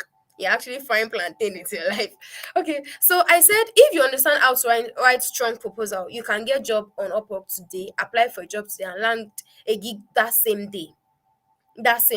Now, the third thing is project catalog. Project catalog is just like if you're a Fiverr user, for example, that is the gig on Fiverr. It is the project catalog on Upwork, and we have it in different tiers. You can do basic, standard, and all of that. So the next thing is consultation. People can also book consultation with you, and some clients will even prefer to book a consultation with you first before hiring you. They want to know if you are a good fit for them. So even for me personally, I like to actually get on a call with my client before telling them to hire me, because it is not all jobs you should be getting. If you're always open to getting every job that comes your way, then you're actually risking your Upwork account. That is a client that will actually play you while you will come on Upwork with your account, and you'll be like, because I'm looking for money. I understand you're all looking for money. Even the rich want to be richer. But then you need to be careful of the kind of jobs you get on Upwork too, because scammers they everywhere. So let me continue. Then the third thing now is profile optimization elements. What your profile should include. Sorry. The first thing I have here is professional profile picture. If you are like this sort of people that used to raise your hand or you just post, you don't really need to post on for your Upwork profile picture, but then you need to smile, even if you can show your teeth. If you cannot show your teeth, just look friendly. Don't, even if something is wrong with you and I'm squeezing your face, no, I'm not happy. No, see, if you're not happy, just drop that picture here for now. And I will even recommend you get a studio picture with a bright background. You can use white. And if you are using like a kind of flashy color, you can even use black. Anything that will make your face to come out, like show. People need to really see your face, and they don't need to see the rest of your body. Your face is what they actually want to see. So make sure you have a very good picture. Then another mistake people used to make on Upwork is that they will be adding filters. They will be using AIs. Why should you use AI picture? Like, why are you not beautiful? Even if you're ugly, put it there like that. God will change your story one day. So make sure that you put your picture. Don't use AI picture. Don't use AI picture on your Upwork account. Another thing is make sure that you don't add your name. Don't add your name to your profile overview. But I think I'll get there. I'm ahead of myself right now. So then the next thing after your picture is your job title or your headline. Your job title or your headline. I don't know what they call it or somewhere else, but for Upwork, your job title. Now, on your Upwork, you see some people virtual assistants. You see slash, then it continues like that. Now, for you, if you're a website designer, don't just carry your hand. Then you know right, website designer slash, you will be there. Nobody will see your profile. Because you want to compete with the ones that have earned over $1 million on Upwork and you're just starting out. Make it make sense to me. You need to kind of niche down. Shopify website designer. WordPress website developer, framer developer. Niche down, let people know that this is after you've now started ranking with that keyword, then you can now say, okay, I want it to be more of website design now. But if you are just starting out and you just added website designer only, see, go and be praying to God and go and have money to buy plenty connect, because you need to be sending plenty proposals too. So, like when I got on Upwork now, I didn't just get on Upwork and said WordPress website developer. If not, maybe I will still be struggling to earn $2,000 on Upwork. But I just carried myself. What do I want to be doing? I want mine to be e-learning, and for me, it is e-learning. And I think after 3 months that I got on Upwork, then I was seeing my profile on third page. I was like, even when I have not even entered 5K yet, and before you know it, I entered first page and all of that and all of that and all of that. So make sure that you actually niche down. Don't just carry some people to graphic design, not carry graphic designer. Some people see niche down. Then the next thing is research for keywords. Before you start setting up your Upwork profile, go on Upwork. There is this search bar on Upwork. Go there, you see talents, you see jobs, and you see projects. Project is project catalog, talent is fellow freelancers. Go and search. If the keyword you have in your head is graphic designer, then go to there, graphic designer. Look at what they are adding. That is how you'll be able to know that, okay, these are what these people are adding. Okay, so I need to add these things to my profile. How are they writing their profile description? How are they doing this? How are they doing that? What are the kind of project catalog they have on their profile? But you are like, oh, no. I just sabi these things. I don't need that. Now here you go there. So you need to research for keywords too. And also another way to get keywords, apart from you having to check other freelancers, is check for the jobs people are posting. One of the ways to get to know the new keyword or the new tools that is trending in your niche is by you searching for the jobs. Now let me give you an example. You get on Upwork under find work job, you go there and you search for graphic design.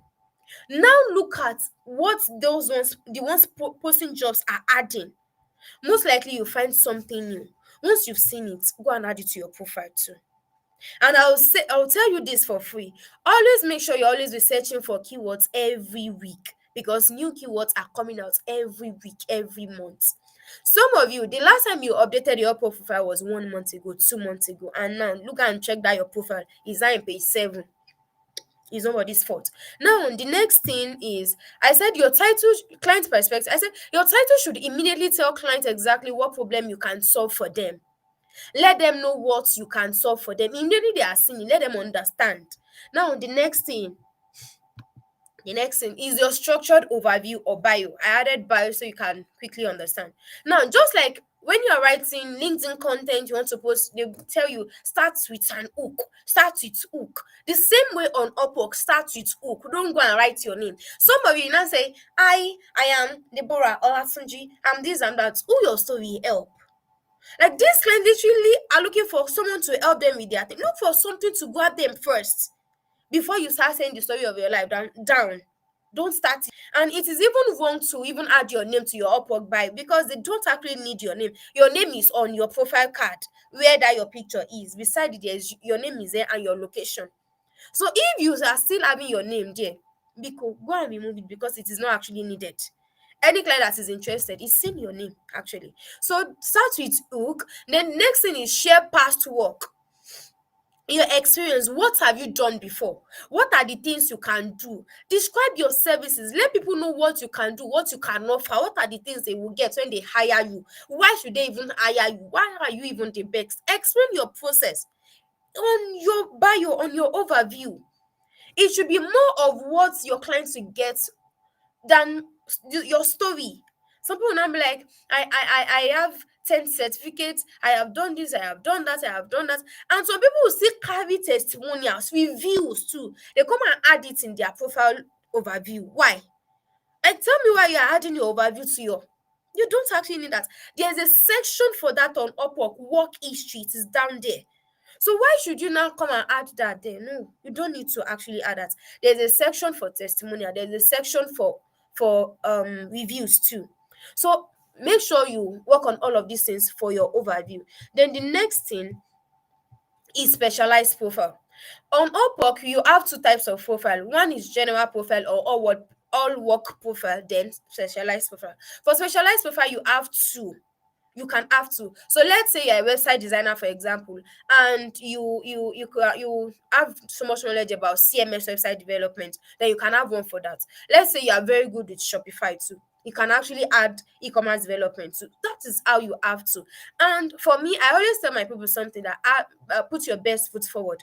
What is that thing that you love so much in your life? That is what you should put on your all work profile. Then you add others to your specialized profile. Now, what are the importance of specialized profile? It helps you to have multiple profile advantage. So instead of you having one profile, then you have access to have three. That is one. Then another thing is targeted visibility. When you have when you have specialized profile, then it will actually help you to rank more. Sometimes when you search for a keyword, you might not have that on your all work profile, but if you have it on your specialized profile, it will still print your profile. Imagine you don't now have that. Then your specialized profile actually helps you also in strategic positioning, because on your all work profile you can only add 15 keywords there, but on your specialized profile you can add more than 30. You have different ones, different options. These will actually help you. So let me go to the next one. Then another thing that you should have on your profile is your skills. Your skills. On your all work profile, you'll be able to add 15. Why for your specialized profile, you can add as many as possible. So you add your skills there. Then your job description. So you have all of these things. Then the next thing is add portfolio. You will see I added must. It is not optional. You need to add your portfolio. It is a must you add it. And for me, I used to recommend adding at least TV to your Upwork account. At least. Like as bad as go bad, add TV there.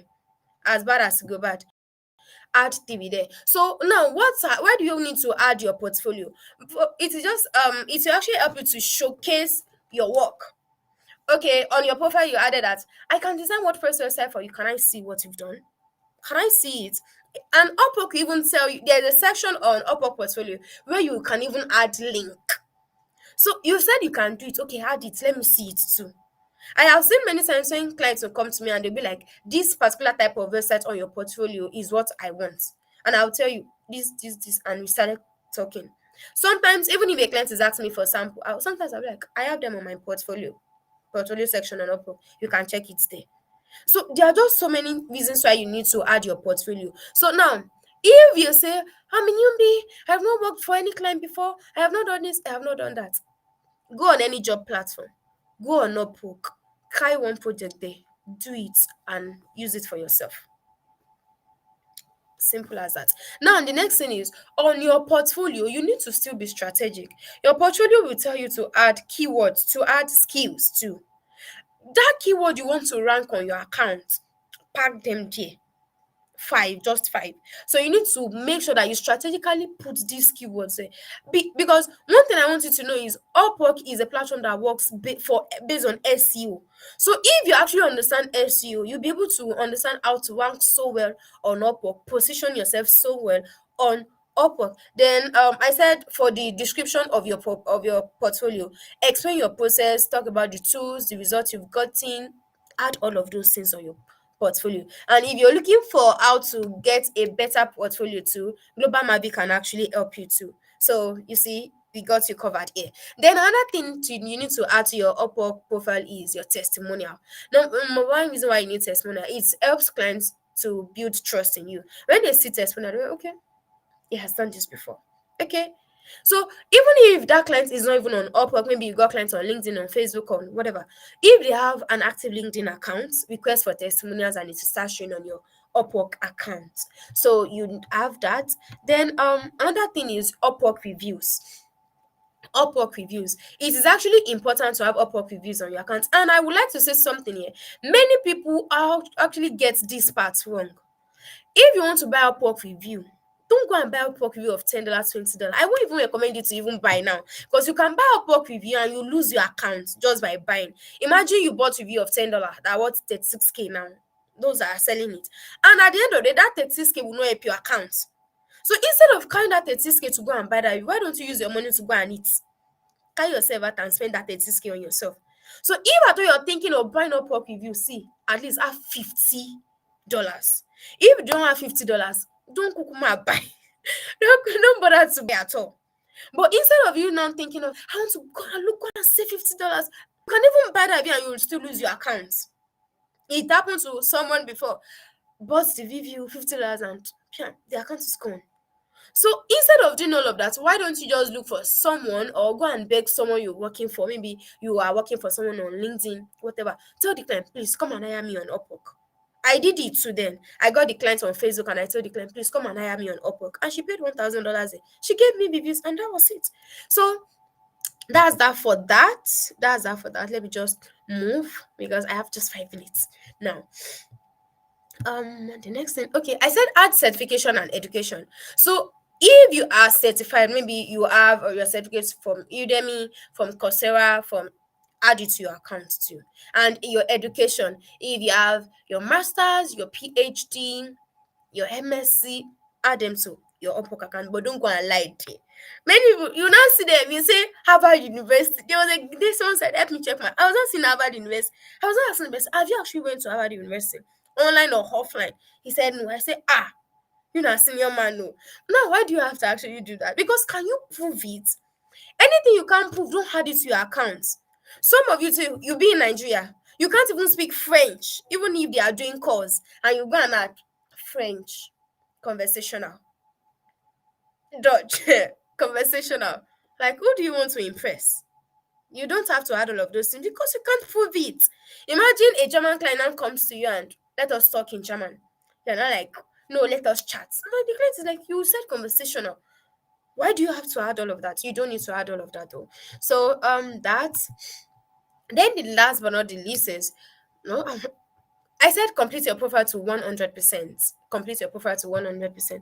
I actually want to say something before I move finally now.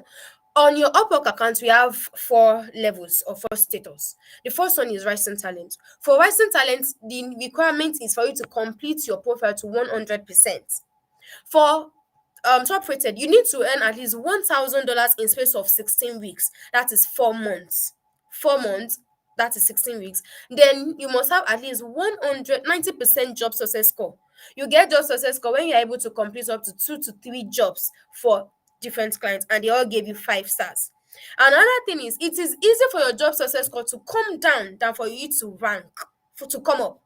So if you a $5 gig, $5 job can bring your job success score down by 10%, and you complete a job worth $500 and it might, because how Upwork calculates, I don't even understand. It might increase with just 2%. So you need to be careful of the kind of jobs you accept. And if a client is stressing you, instead of the client to go and report you or cancel, be the one to cancel it. It will help you to be on the safer side. So for top rated, 90% job success score, no account owed, $1,000 4 months. While for top rated plus, you need to earn at least $10,000 in space of 12 months. That is a year. 12 months, $10,000. Then you need to have large contracts. Large contract depends on the kind of profile you are using. If you are using agency account, it might be $20,000, it might be $30,000 for you. But if you are a designer, graphic designer, website designer, it is $5,000 for you. Then out of $10,000 that you are to earn in 12 months, you are able to meet up with, meaning that one client should be able to hire you up to $5,000. One client. Upwork rewards you retaining a client. So if you're able to retain a client, you'll be able to get that. So if you're saying that is like you see some people on Upwork, they've earned as much as $100,000, $200,000, and they are top rated. $50,000, $70,000, $90,000, and they are top rated. It is actually because they don't have large contracts. The day they have large contracts, they will get that top rated plus. So that is the requirement for that. Then your job success score 90%. Then the last but not the least is expert vetted. For expert vetted, there's no requirement. Upwork will screen you, and if you should pass, you get the badge. And if you don't, you stay where you belong to. So I think I am done now. Then I said my final words. I said, let me end with this. If your profile is truly optimized, your messages will come, invitations will come, consultations will come. Opportunities will come. But remember, Rome was not built in a day. Upwork rewards consistency, strategy, patience. Do the right things consistently. The day that client that will pay you $10,000, $20,000 will come. You don't know. So keep doing the right things. Be active with your account. Optimize your account. Show up regularly. Because the reason why some people's profile is not coming up is because their account is already in private, because they are not showing up on Upwork. I said show up regularly and results will follow. Thank you so much for listening. Thank you. So yeah, Global Mavi, I'm done. Can you hear me? Wow. Ha. Don't be smart, I can hear you. Thank you so much, Deborah. Okay, so for some of us who have been getting opportunities on LinkedIn, I will forward that I'm going to dust my Upwork account. Thank you so much. Like, I felt like the class was for me, basically. You did a very good job. I sincerely appreciate it. Thank you again for letting us draw from your well of knowledge. So we'll just take a question from the comments. I'll just take one question, and any other question will be directed to the feedback form, and we'll do well to reach out to you to answer, and we'll respond to the participants. So please, I will just take a question. Can I see the chat box? I'll just take a question and we'll call it a wrap. Meanwhile, if you're finding it difficult to get the feedback form, let me clear my screen and show you the form. Okay, I'll just show you the form link. You can just go ahead and copy and work with that. Okay, so while I wait one question from the chat box, I'm just trying to go through the questions to see the most urgent that we to now. So this is the form link.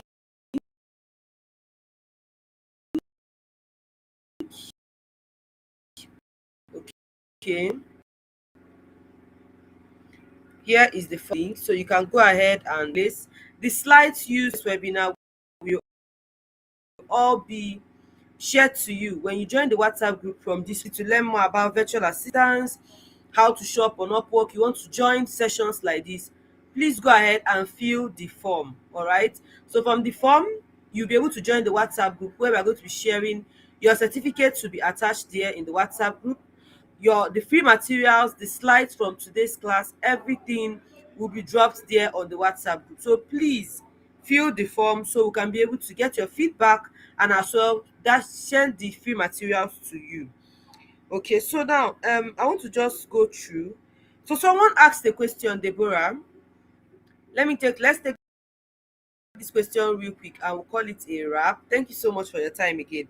Someone says Upwork account was previously verified with NIN and later got. What is the safe way to create another one without violating Upwork's policies? Okay, the person can create another one, but make sure that you don't use that same identity card. You can use your international passport this time around and twist your name. Let's say you are Deborah Olatunji Marvelous, and you've used Deborah Olatunji already. So you use Marvelous Olatunji this time around, then you use another identification thing. So maybe like international passport, voters card. No, you can't use voters card or driver's license. You just use something else and you do it that way. And make sure that you change your device. Because if you don't change your device, that same account, yeah, it goes on. Thank you so much. Thank you so much for that one, Deborah. Thank you so much. So please, I want to give a shout out to all my speakers. Some of us are no longer here. I am so grateful. Honestly, good job. A very, very good job. Honestly, my team, the global community admins, the team members, every single person has done a good job. You right? To everyone who has stayed on the call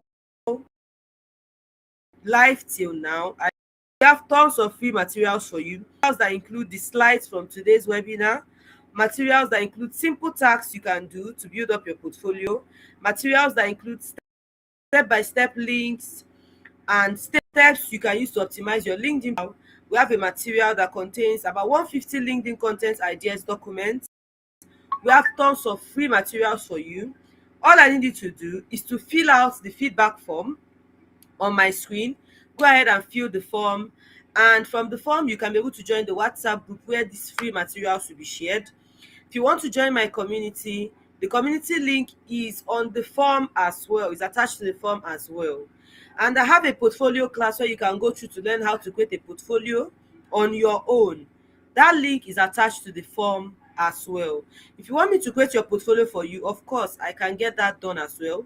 Go ahead and send me a link or send me a message across my LinkedIn, across my social media platforms. On LinkedIn, Marvelous Benjamin; on X, the Global Mavi; on Upwork, Marvelous Benjamin. Just send me a message anywhere at all. I'm going to respond to you. Yes, so with that, we're gonna call it a wrap. Thank you for staying till now. I see your comments and I sincerely appreciate. Please stay tuned. If you've not registered for the webinar, please still register on the feedback form so you can get your certificate for participation. So for Monday, Tuesday, Wednesday, let's go ahead and flood social media, LinkedIn, and let us know how the webinar went.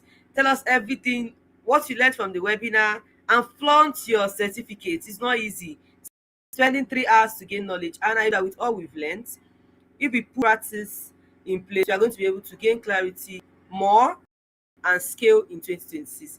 2026, I remain your host, Marvelous Benjamin, the Global Mavi, across all social media platforms. I'll see you again. Cheers, guys. Bye. I love you all too. Rome was not built in a day. Don't kill yourself. Everything we've taught, and we'll meet again in another webinar. All right. Take care, everyone. Please let me see your parting words in the comments. Let us know, how was it. The class was impactful. Thank you. Just keep it coming in the comments before we call it a wrap. Let me see your rejoicing. I can't see dancing emojis. You guys are not dancing.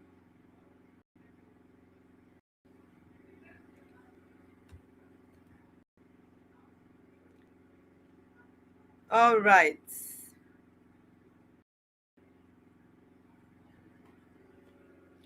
All right, guys, take care of yourself. Okay. Good night, rest, everybody. Bye.